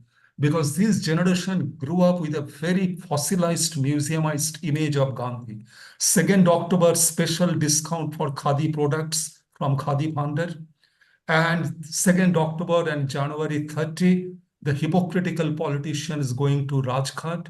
And that fossilized official image of Gandhi and Gandhi in the currency. And it is very important that we make Gandhi man of blood and flesh alive, with possibilities, with contradictions, with insights, and with which our generation could engage with, reinvent Gandhi, redefine Gandhi, go beyond Gandhi, learn and unlearn Gandhi. And I think that's where on Gandhi pedagogy, all of us have to work seriously, have to work hard. And this is the point in a very simple and humble way I was trying to make. Yes, Thank I think, may I say a couple of things? Gurpreet, Yes, please. may I say a couple of things? Yes, please. Yes. Because I don't want to step into your jurisdiction. No, I think that Professor Abhishek is absolutely right. And in order to make Gandhi relevant, we have to ask questions of him. We have to ask, what is it about him that can be relevant to our situation? If he's not relevant, how can he be made relevant? And if he cannot, then obviously every man is a child of his time. He has passed on. End of story. I think in the case of Gandhi, just imagine this, look at this film called Lage Raho Munna Bhai MBBS. Remember that film? The Gandhi Giri, the new expression. And the idea is, what would Gandhi do in a certain situation? Now, that is the way in which people are struggling. The young are struggling to make Gandhi relevant. And what are they doing? And I'm not always very optimistic about the youth today, because I think we might think of them as very idealistic and aspirational. In fact, many of them are just as interested in consumption as any of us would be. But in the case of Gandhi, I think the question would be, how could Gandhian vision, not Gandhian particular method, but Gandhian principles be applied to our situation? And here I have a question which I have often raised. If the question of Babri Masjid was raised, how would Gandhi have tackled it? What would Gandhi do? If he has nothing to say, an issue that really divided the country, then he's not relevant. If he has something to say, I want to know what it is. And I can make a few guesses as to what he would do. He is to say he and his female associates would guard the masjid and say, look, they are not allowed to destroy it, or so forth. But he would personally play a protective role with respect to the masjid. I think these are the sorts of things that we should be asking. How would Gandhi, not Gandhi method, how would Gandhian vision be translated in this context? Thank you. Anuradha, please. Professor Veerawali. Maybe I'll start with the last question. That's it. About suffering, and not that one has, I can only say what, I mean, for Gandhi, non-violence, self-suffering, and love, all of them were almost interchangeable. So in a sense, it is not how Orthodox religion perceives it in a manner of speaking, because for Gandhi, perhaps, I mean, seen in contentious situations, first is that you respond from the point of view of non-violence, but it's also really a situation where you are granting your opponent a sort of a conscience and an equal urge towards non-violence, which needs to be invoked in him through your actions, and at least so that I think it has a public and non-private use of suffering that Gandhiji envisaged in his political theory. So I do not know whether I have satisfy your question beyond that. Yes, I mean, Gandhi in the sense also was not interested in power. So he was in Naukhali when India's independence was going to be celebrated. He was trying to, assuage the feelings of people and see that bloodshed would stop. Yes, I mean, it is how what he called the inner voice could speak even in times where, and it was not easy to find public resonance in how this inner voice got articulated. So in the case of the salt satyagraha, he does recount how it was many sleepless nights which had brought him to the solution of the salt satyagraha in that situation. So yeah, that is just briefly to Maninder. I think it's the capacity to say no that we need to sort of as a primary requirement in one or preconditioning that you talked about, the ability to say no this much and no more.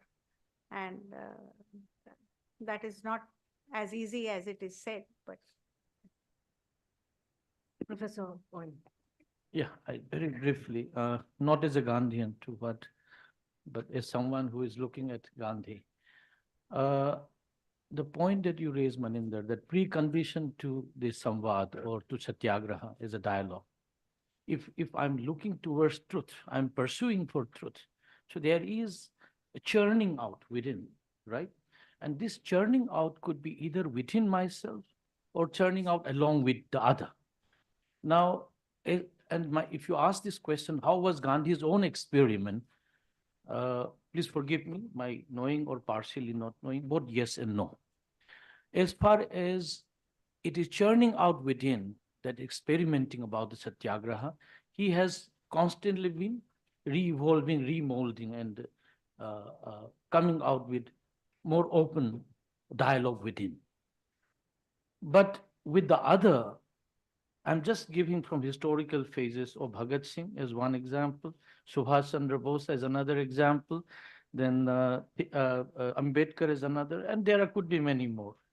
I think there Gandhi has also been rigid, because that's the question I first asked: is Satyagraha more about experiment or experiential idea of a truth? So if I have experienced already what is truth, then how do I will only convince you, because it is your experience and it is my experience, how these two truths meet. Now the point is what I ended with. Martin Buber's scathing letter to Gandhi, that you talk about capitalism, but I would say even the colonial power do not respond necessarily to this Satyagraha, will not. And Buber's apprehension is that the Nazi regime will never respond the way the British does. And I don't know, you may better tell me that, is it about the parliamentary kind of a democracy in which people engage themselves, the state which is a representation of people's voices, at least try to engage with, not necessarily agree to, whereas it is not with the Soviet Union or with the Nazi regime. So talking about in the larger context in today's time, I think those who are going to participate in Satyagraha, if we believe that people can in the 21st century, they must have at least, I will not go with Baraval is the freedom of Sartrean freedom of no ability to say no, but I would say we should be open to that idea of truth. I do not go with an idea that I know the truth, as if the idea of truth is revealed to me, because this experiential dimension of truth is very theological in one sense. So it is very fearsome when you said, I have experienced truth, और यही आप follow करिएगा जो मैंने experience किया है. This is what theology teaching is all about. So can we be open to that idea of truth? This is one. And secondly, the practitioner, do we all have the moral courage of accepting defeat? And accepting defeat is not the weak man's capacity. It requires enormous amount of moral courage, accepting defeat. And I give this example from history of philosophy of Mandana Mishra, that accepting defeat is not about weak man's job. It is all about a strong moral commitment person who will say, well, I thought it like that, but yes, you have proven me wrong. Now I agree with you. This requires enormous amount of moral capacity. Are we ready for that? Do we have it? I think these are the preconditions for a dialogue if we have to make Satyagraha alive once again. Okay, I assume that's the last question. Yeah, you have something? Yeah.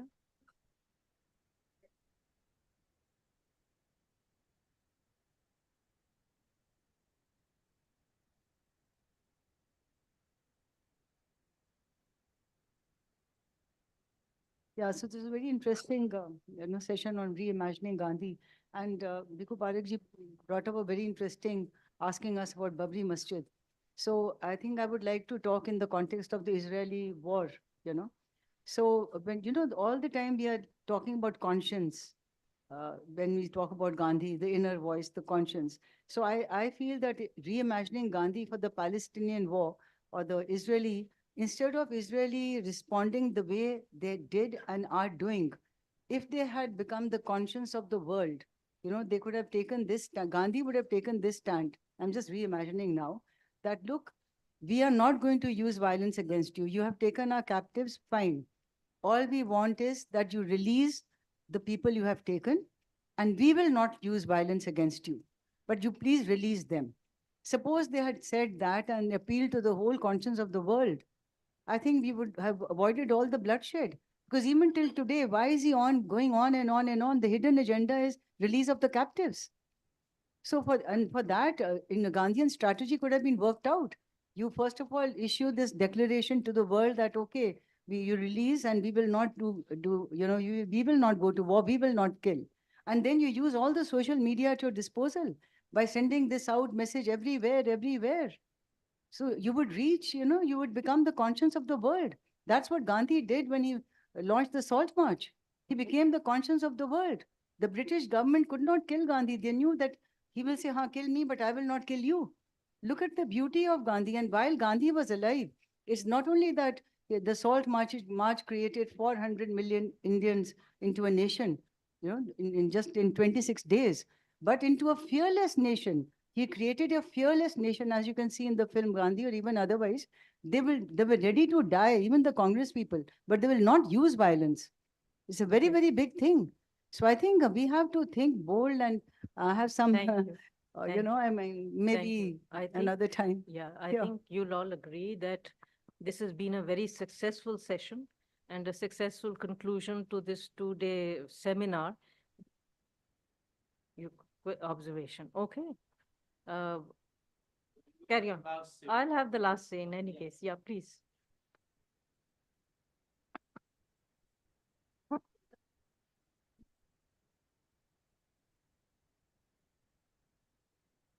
In fact, something what Professor Bhagat flagged, and it also came out of some other presentations, that how this dialogue in today's context becomes difficult because the other side is not ready to engage with you.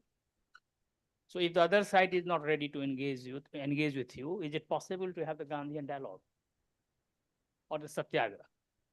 Now, what we have observed that in last 3-4 decades, the most of the movements which have taken place in the Gandhian mold, and yesterday we were debating here whether can we call it Satyagraha or not, because in the pure, if we become purist, then of course most of them would not qualify to be called Satyagraha. But then we have to contextualize it in today's context. So what we have seen that most of these movements started as protest, then acquired the nature of a movement as per the sociologist's categorization, and then imposed some sort of conversation on the power that be, and then the dialogue ensued. For example, what we have seen in last 2 years, the farmers' protest on the outskirts of Delhi. They marched toward Delhi. They were not allowed to enter. The government was not interested to have any conversation with them. And then finally, some sort of channels for negotiation started, and one can call it a dialogue in modern context. So, I mean, this is the situation which is happening. Now, I'm just reminded of the Gandhian, Satyagraha. If we say that Satyagraha, the dialogue is essential ingredient of the Satyagraha, then most of the Gandhian Satyagrahas were imposed on the colonial state. The Britishers most of the times were not ready to have any negotiation with Gandhi. It was always unilateral. But still he went ahead. So there is a corollary between what Gandhi did and what is happening today. So just to, wait for a situation where the other party will get ready, and then if both parties are, on the same wavelength, then only you can have the Gandhian dialogue in form of a Satyagraha. Perhaps in modern context, we will never have such situation. So this is how we have to reimagine the challenges of our time. So that is one thing. Secondly, this Anuradha, what you were saying, this Hobbes, Gandhi, the violence as part of human nature, and non-violence as part of human nature. So non-violence, is a very amorphous category. You have to further break it.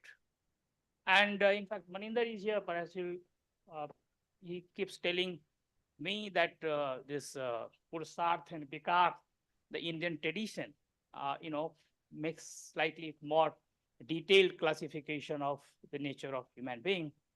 So that way, I think that we have to qualify it, that if for Gandhi the human nature is totally non-violent, then what is that? And I'm told that other day, in fact, Uday Singh Mehta was just speaking on Bhagat Singh and Gandhi, and he said that no, in fact, his take on violence is also qualified. Well, one of his son asked him that if someone comes and assaults you, and I have sword in my hands, what will be my reaction? And he said that if you don't come forward and defend me with that sword, I'll be ashamed of you as a son. So, I mean, that way, even the take on violence is a qualified thing in Gandhi. So, I mean, these two things I thought that.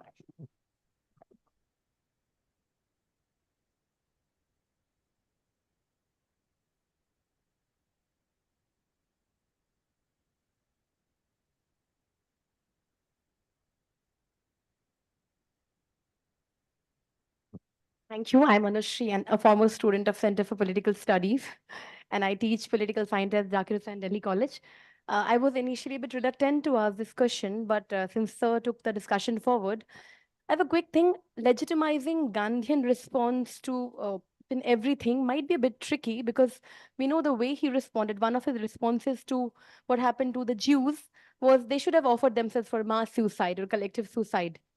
That is something which I am not very comfortable with, the way he offered that non-violent satyagraha was a solution at all the times.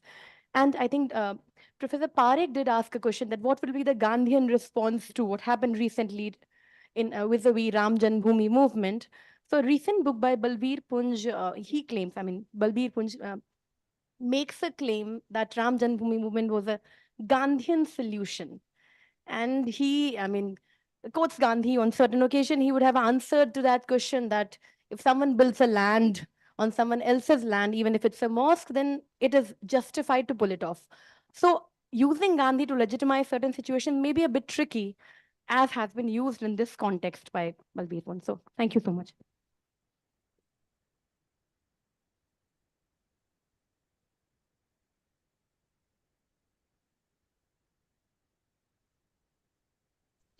May I ask a question online?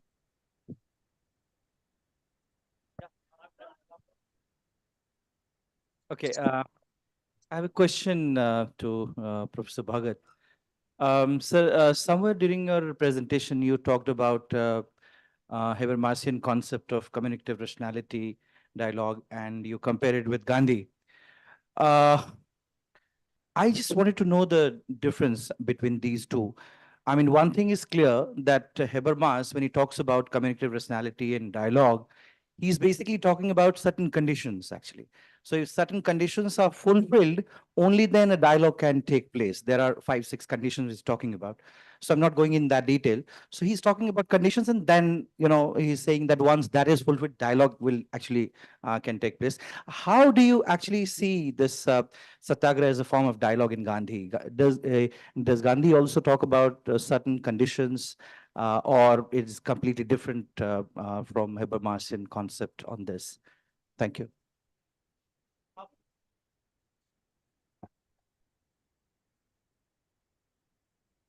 Okay. Alok? Please, you wanted to ask a question? Yeah. I ask a question to Professor Parekh. When you say, in response to Maninder sir's question, that struggle for justice will continue, and it may take a form of violent struggle too. So the question is, does it not indicate the limits of Satyagraha in modern age?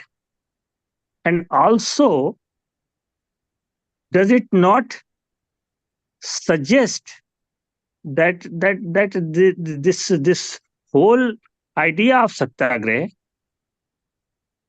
can Gandhi be given a sort of credit to expand it from some sort of individual resistance to political resistance, but still the experience of Nazi Germany, Israel, and also we must not forget about the experience of Nelson Mandela in South Africa.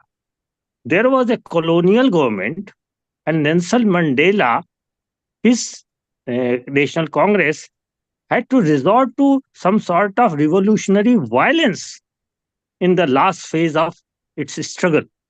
So this uh, uh, transcending non-violence and going into some sort of revolutionary violence, I think this should also be taken into consideration when we think about the Satyagraha in this modern age. Thank you. I think you are absolutely right. Gurpreet, may I respond to it? Please. Or is there a sequence of speakers? Respond, Professor Parekh. No, I think the question is pertinent and absolutely relevant. And I can take this as part of the earlier question as well, which is what are the preconditions for a successful dialogue within a Gandhian theory of Satyagraha? And here I think it's very important to bear in mind that he differs from Habermas and lots of other people in a very, very simple way. Habermas doesn't talk about the union of head and heart. He thinks of intellectual discussion or rational discussion in purely rational terms. Gandhi recognizes that reason by itself doesn't take you far. It can take you up to a point, you can see certain simple things. But beyond that, reason is also influenced by your limits of sympathy. There are some people you don't care for. There are some people you hate.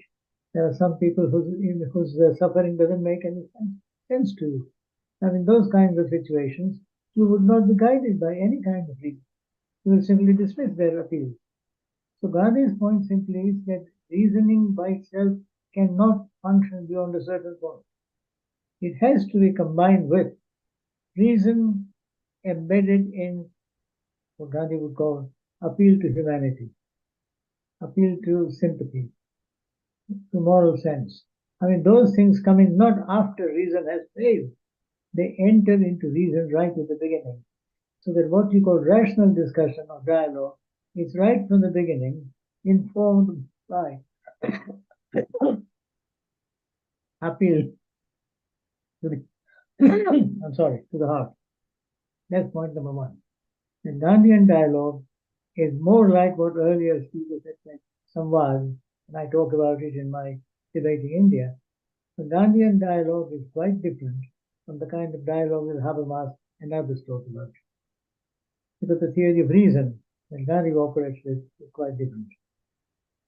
On the other question of what was violence and Gandhi, I think there is a very interesting creative ambiguity in the Mahatma. And there are two principles central to his thought.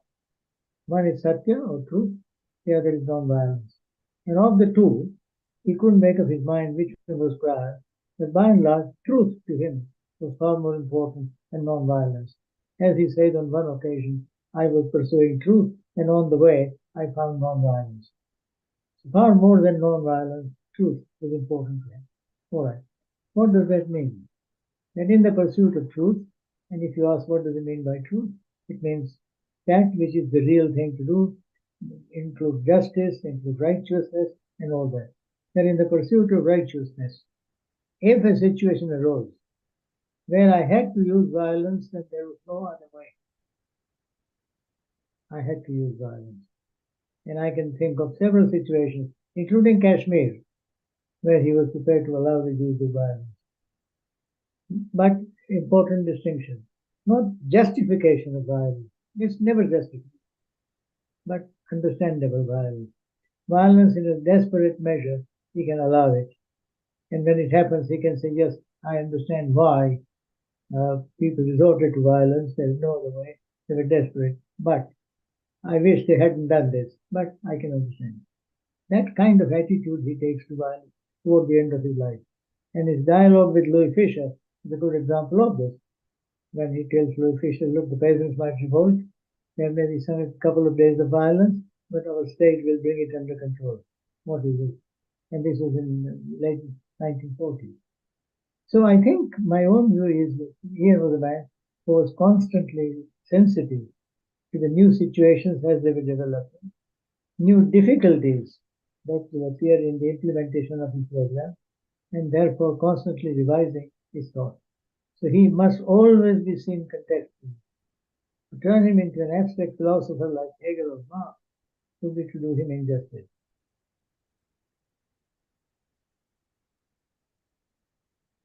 I think most of the point, I think, बताइए please. And just one simple point also, the dialogue business, what does dialogue succeed? Remember also for Gandhi, it's very important that the dialogue between individuals takes place within a community. And therefore dialogue will not succeed unless there is a pressure from within the community on a particular point of view. The community must be involved, wider society. Okay.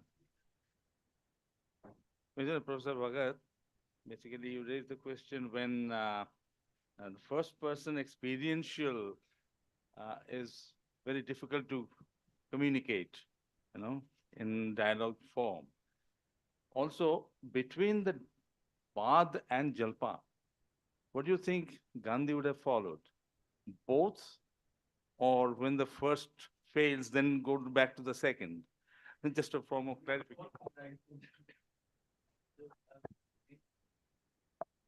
Yeah, you just got me, I said I'm not a Gandhian, but I'm trying to engage with. In fact, many of the issues also, I'll come back to you. But the point that conditions, which Professor Parekh has already said, two more things which I want to add. I don't know, maybe what I'm going to say is already touched upon by him. I was not able to fully hear it. One is that point of moral commitment is very strong in Gandhi. A moral being, sense of and this moral is not in the Western sense of the moral, but dharma. My commitment to the value for which I stand. And dharmas are of many kind. So at least as a dharma, swadharma kahiye, aap isko jati dharma kahiye, or aapki puri nation ki whatever. But somewhere that commitment to the value is stand. And that is the example Chauri Chaura, I think it was Champaran, na? Chauri Chaura was that, where the police station was. So he's withdrawing immediately when others were frustrated because they thought, we have done it. But somebody could have said, well, some mistake has been done, we should not have done, but continue the dialogue. No, he says your intention has to be pure. So you have breach of that value to which you stand for. So that is Gandhi's very important. Second is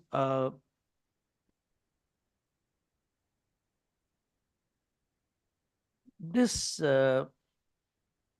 what he calls, I don't think Habermas talks on this level, that is the other is in Atman. The idea of Atman, whether it is in Jiva, but it is a reflection of the Paramatma. Gandhi was deeply influenced by Vaishnava ethos. And this purity of the Atman in the other builds ground for being compassionate about the others. So when he is suffering, that he went from your fasting and saying even unto death. Now, you may disagree with me when Gandhi is also very smart enough when to move out of that, right? So every time he will not die. But it is a political negotiation. But the point is, I want to evoke the goodness in you through a suffering that I engage with my own body. So in one sense, I am also doing violence to my body.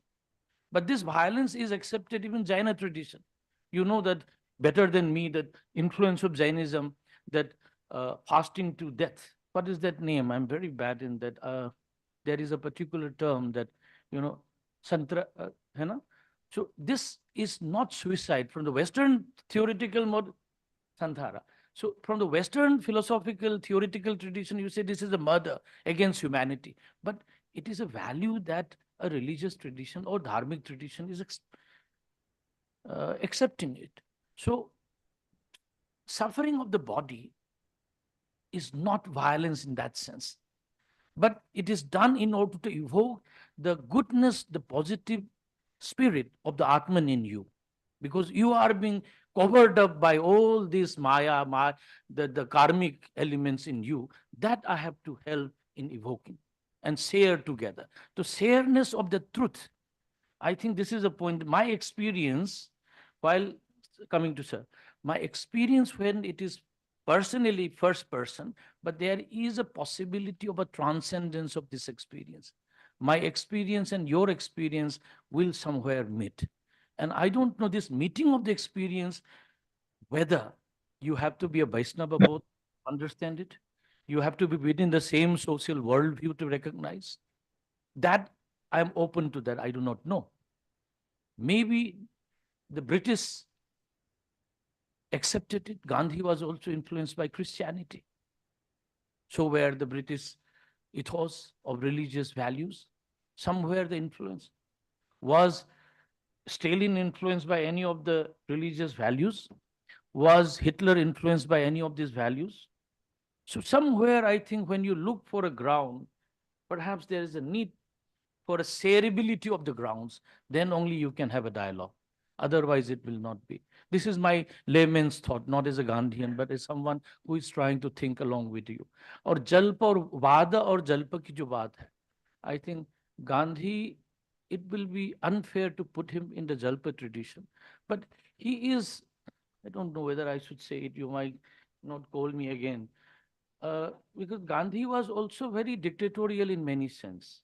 Because when you have experienced truth, तो मैं कैसे आपकी बात सुनूं? आपने क्या सही तरह से एक्सपीरियंस किया है कि नहीं? This is all the revealed leader of the world have always taught. Oh, every religious leader. Major issue between Gandhi and his son Harilal.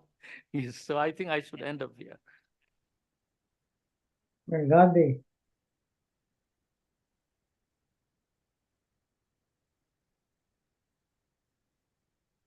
Yeah. Viku, you wanted to say something? Just two quick points. Gandhi was dictatorial, absolutely right. Every satyagraha that he mounted, he called himself the general of the satyagraha, and the people involved, army of the satyagraha. Nothing was to happen unless he approved of it. And this one simple but very important point, Gandhi's concept of violence is very different from our concept of violence. And we keep talking about it without appreciating the difference. He would, for example, talk about non-violent harm. At one point, he says there is violent non-violence, just as there is non-violent violence. Now, what does he mean? Or non-violent harm. And take the case of that calf in his ashram, which was dying of terminal cancer. And the question was, it was going to die in 2 days. Can you expedite its death by simply giving it an injection? And Gandhi said, this poor chap, poor animal, is suffering for 2 more days. Why should it not be killed? Merciful, with love, he asked the doctor to kill the cow. The cow is killed. He is attacked, and Gandhi was furious. He said, he was attacked for being violent. He said, no. This looks like violence, but it is non-violence because it's an act of love. Which means that you can harm somebody, but it might look like harm. The intention is to relieve its pain and an expression of love. Gandhi would call it non-violent violence. And that's very important. Therefore, when he talks about violence, please also remember that it doesn't mean causing harm. It means causing harm out of self-interest. Intentional causing of harm out of self-interest. And that opens up a whole Pandora box, all kinds of issues. But that, I think, is an important point to bear in mind. Thank you for that. I don't feel like intervening because there is such a rich discussion that's going on, and I think the speakers here are more knowledgeable of the subject than I am. And Anuradha or Abhijit, would you like to say something, or I will then conclude the session? No, I think, no. Come on, Gurpreet, say something. This is been a very interesting session and a very interesting seminar, and I think you have an agenda for a third round of conference in the coming year to deal with this. And I think there are several things that have come up. some things which I can't help but return to because they're just immediate things. I'm wondering whether we should say that he was dictatorial, or should we say that the nature of moral authority is somewhat different from the terms we use for dealing with political authority? I know you have that in mind. No, no. I just mean that since this is a word that stays with us for so long, I want to say there is something about moral authority which doesn't relent easily. But as you said, if he is true to Samvad, is it willing to listen and say, okay, persuade me, persuade me, sort of thing. But I would just say that since these words stay with us in our minds for so long, uh, I want to let go of this one and say that it's another question for another day to say who exercises moral authority. And in various fields, I think in the university system also, we used to say very often that, there is some moral authority that goes with being a teacher. How does somebody accumulate that moral authority? It's not because you have been given a designation and a position and so on and so forth. So I think this is subject for another day, about the nature of moral authority that must accompany a satyagraha that we are talking about. There are several other things, and Professor Parekh mentioned, of course, understandable violence and violence with love. And I'm reminded you wanted to get Vineet Haksar over for the seminar. His paper really is probably with this title, Gandhi's Violence in Terms of Violence with Love. And he sort of talks about different kinds of violence. So there are many, many interesting strands, Ram Rajya, as Anuradha has presented to us. And also, I think an answer in this session to the question that Ajay posed, which seemed to have sort of rattled many people about Gandhi being so easy to appropriate. And I think Avijit's answer is particularly pertinent there to say that, the appropriation occurs because of the distant fossilized form in which he is available. So you can put him in any use and it fits. It doesn't appear, incoherent out there. So the first question really is that if you want that not to happen, you need to think in terms of taking many walks with Gandhi all the time, thinking about, as I think some people have started doing now, what would Gandhi say in this situation or that situation? But coming back to the way I think the issue was presented for this session, reimagining Satyagraha. And I've been thinking in terms of why are we thinking of reimagination? And I think there are three different reasons, and it will give us different kinds of answers depending upon what we are thinking about. Why this compulsion to reimagine? Because one of the things that this session has actually said is, instead of thinking of reimagination, first understand what is Satyagraha. What does it involve? And what possibilities does it throw open before you think it, because reimagining means that something needs to be changed. And I thought, nevertheless, if they are thinking in terms of reimagination, there are at least three different ideas that are embedded there, which we need to deal with individually. First, of course, has come up to some extent, to a considerable extent, I think today, this evening, in terms of the fact that how do I imagine when you're saying hold on to truth, and today we don't use the term truth very easily. And that's been a legacy not only of a whole range of epistemologies which have left us with perspectivism of various kinds. That I am seeing things from a particular position and I can't let go of it. And maybe my experience is implicated in not being able to let go of it. So actually, in our life, we may sometimes use the word truth, but actually all the time, you are thinking in terms of the ways things appear to you. So if truth no longer exists in that strong sense, recovering it, holding on to it, and presenting it is a challenge. And I think that's where something that Professor Bhagatoinam and Professor Parekh and Abhijit and Anuradha all have mentioned is very, very relevant, which is to think in terms of beginning with a point of view and really opening yourself to another. So it's a gesture on my part. Will the other side be willing to listen to mine? Perhaps not, but I'm encouraged by the fact that you got 2 or 3 SMSs. And I think for a reimagination of Satyagraha, that is the important thing. You got some response. That's the building point. That's the point you will then hold on to, extend, and maybe go back to your little slightly bigger groups, talk about it till, as the point came up, a community will begin to have maybe some dissonance within it and some ability to talk about it. And sincerity of purpose, I mean, won't go into in terms of how successful we will be in doing that, depends upon your, I think, that sincerity of value that you hold on to, and you'll be tested against it.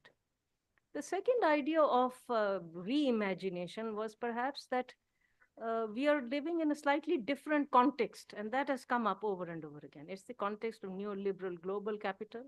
It's the context of a independent state, not a colonial state. Do I need then to reimagine Satyagraha in this kind of situation? And I think much of our conversation has been in terms of the fact that it is slightly different context. And in this context, where there are not these shared overarching interests, can we think in terms of protests, or will there be many different protests? I think that issue of still building some kind of solidarities would have been possible if the issue was only that the context has changed. I think hidden behind this desire to reimagine is a deeper challenge. And that challenge really is we are not willing to accept the totality of the Gandhian vision. And if I want to hold on to some aspect of what has been associated with modern technological life in some peripheral way, however weak, then how do I reimagine Satyagraha? Is Satyagraha at all possible? And all I can think of and say is that in such a situation, it is going to be exceedingly difficult to imagine a completely Gandhian Satyagraha, because it requires that totality of commitment to do all these various aspects before it can. What we will have then are protests. There'll be many different protests aimed at pursuing particular specific interests. Some will be able to reach out, as you said, through the sacrifice and suffering that they have, to larger numbers of people, and some may not. But they will continue to be constrained by the fact that they are trying to achieve something or mimic something which cannot possible when that totality is broken. But nevertheless, there is reason to continue to talk about Satyagraha even in that difficult and altered situation and context. And I think that's something in terms of when Abhijit was saying that let's look at Gandhi and engage with Gandhi and see what he has to say. Because I think Satyagraha here, rather than reimagining, I think we have to reimagine the way we are engaging with the present. And that is really here, Satyagraha and Gandhian philosophy offers you an alternative vocabulary. First and foremost, Satyagraha, if truth has to be privileged in any way, and you want to hold on and bring it back into discourse, then you have to go beyond the language of interest, of pursuing set of just specific demands and group interests. And that's exceedingly difficult. But nevertheless, no human society, let alone what is being called in post-Rawls a decent society, can envisage a life without thinking in terms of alternatives. That's what human aspirations are for. That's why even if you decide to call Gandhian philosophy utopian, it is extremely relevant, because there is no life possible, good life possible, without the imagination of a utopia, because that gives you the dissonance between what could be and what is. And that's what aspirations are about. That's what, struggles, desires, acceptance, whatever. You need that utopia. And I gave you many different examples as to why interest alone will never satisfy us in totality. And I think Gandhi just keeps reminding us of it many times over. After all, we pursue interests. There's no doubt about it in our lives. We have set goals and we keep pursuing what I think is good for me and try and do that. But nevertheless, there is a certain value that is attached to friendships. And I think friendship holds a model of a non-interest-based association. And I think when we think in terms of human life and what makes it complete or beautiful or happy and good, etc., are those other moments when you're able to go beyond interest to something else. And I think a continuous engagement with Gandhi, or trying to approximate in many different ways the alternatives he has suggested, whether in the form of Ram Rajya or Satyagraha, are really pushing us in that direction. They're pushing us to think in terms of alternatives which are difficult but extremely desirable. And I think, as I said, I use the friendship example because that's the easiest. We all long for it, and we want that friendship where you're not being used, but there is something stronger which makes you a community, or people who can be with each other in comfort, and so on and so forth. Maybe this cannot really hold on to the entire society. Maybe there isn't a Gandhi in each of us, or we don't have that kind of courage to be able to do that. Nevertheless, I think this is a longing. This is something that we want to aspire towards. So it remains an ideal. We move towards it a little by little, and I take courage in the fact that I think so many people are trying to move in that direction and have found ways in which we might want to push ourselves. I think if total imagination of reimagination of Satyagraha is involved, we may need to have a more radical sense of reimagination, not in terms of what kind of protest.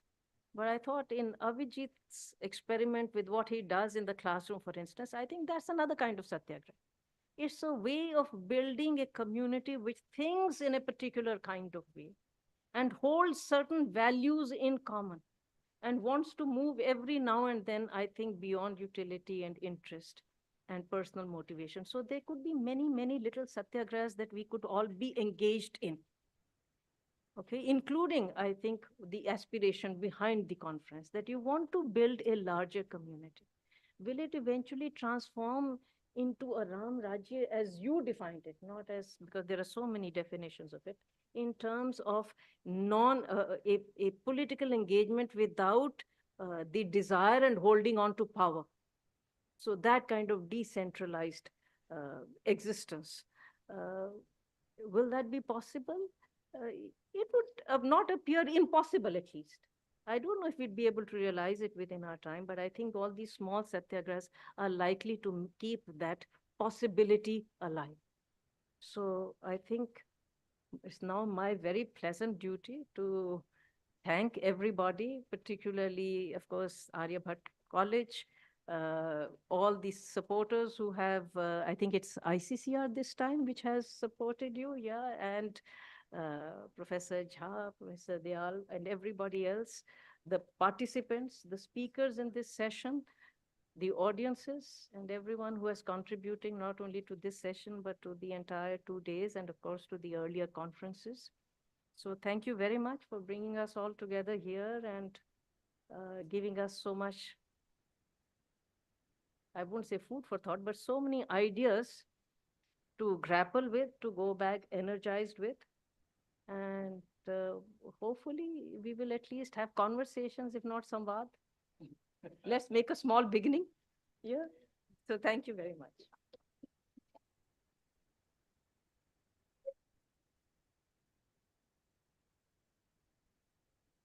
Is there anything good? Thank you so much, Professor Bhikkhu Parekh, for joining us. It's always a pleasure. He can't hear me. Could you hear me, Professor Parekh? Yes, I can. Thank you. Thank you so much for joining. And I'm saying this on behalf of Professor Satish Jha and everybody here. And my thanks also to Professor Avijit Pathak for joining us. And I'm just saying it on behalf of everybody. So the last word to you. Yeah. Good evening, everyone. I'm Sanya Sinha, President of Gandhi Study Circle, and would firstly extend my heartfelt gratitude to everyone who attended our 2-day national seminar. Now I would like to initiate the formal vote of thanks for this session. To begin with, I would like to request Professor J.K. Singh, convener of IQAC, to address us with a few words.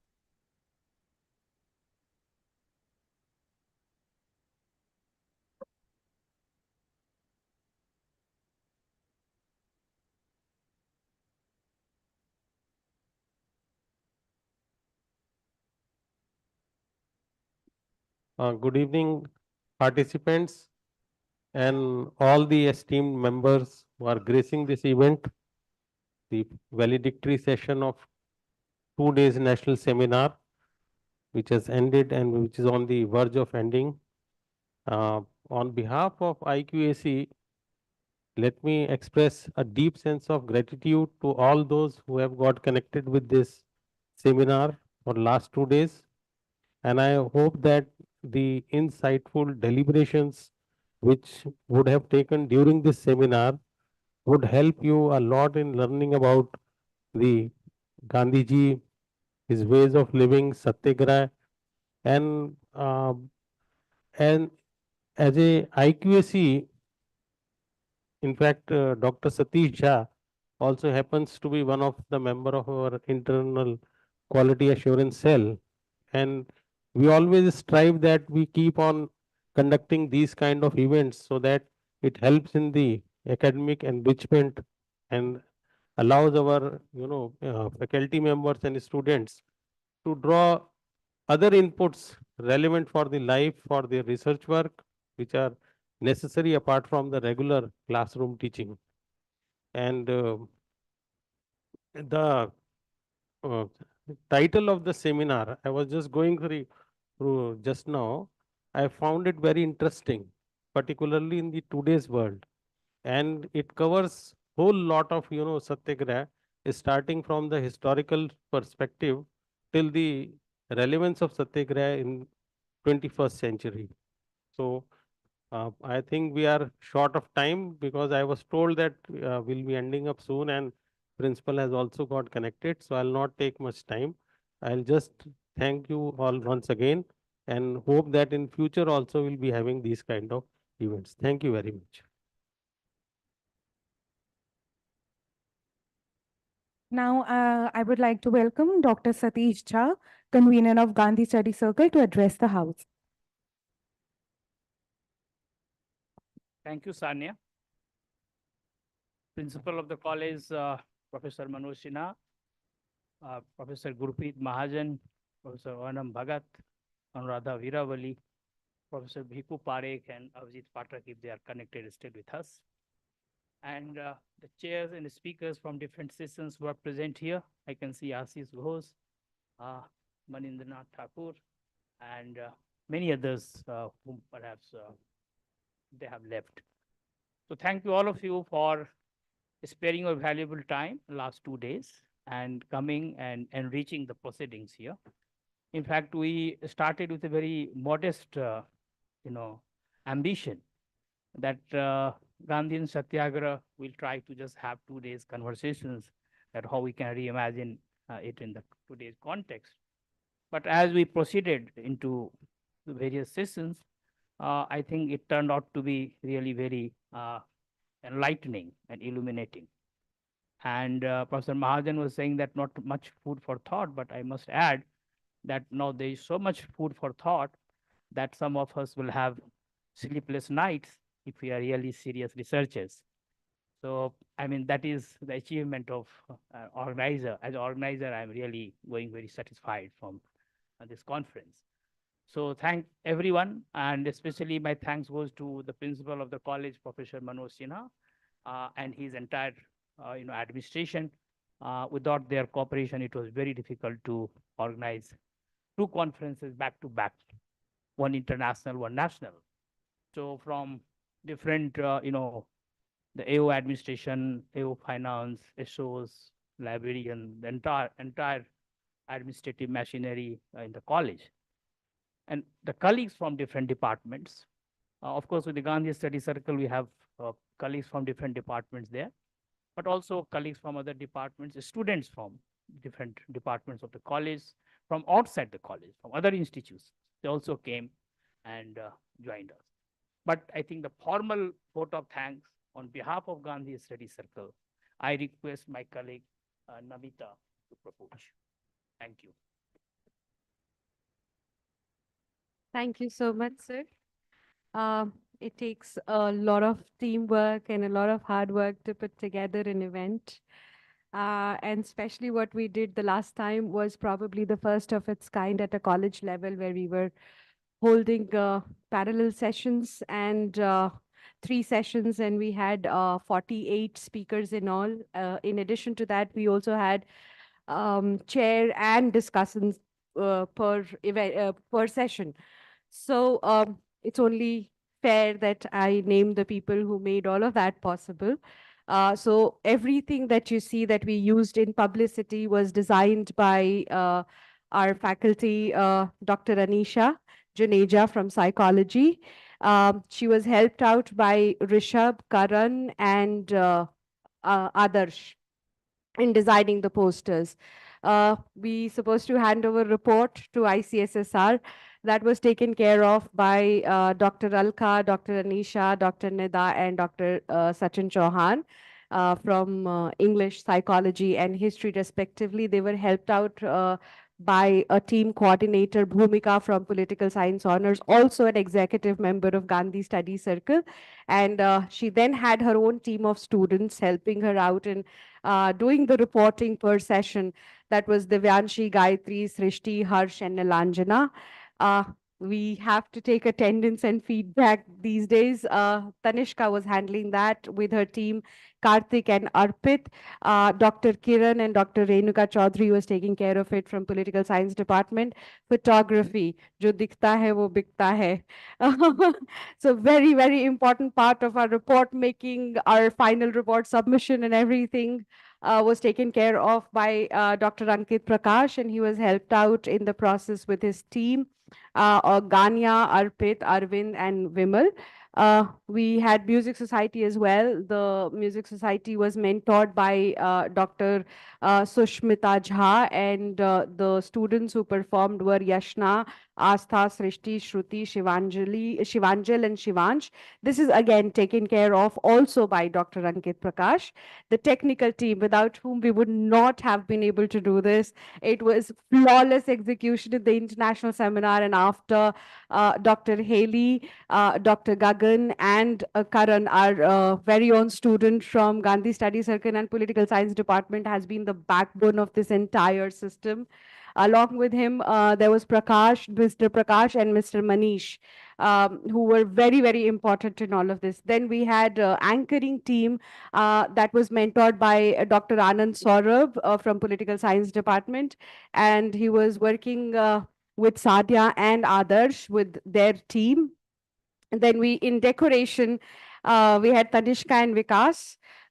They were assisted by Professor Pramila and Dr. Rashmi Tyagi. And then in attendance, of course, again, we had Vikas taking care of it with Muhammad Sadiq and Ravi and Anant. These were the students who were probably escorting you from the gate to the venue.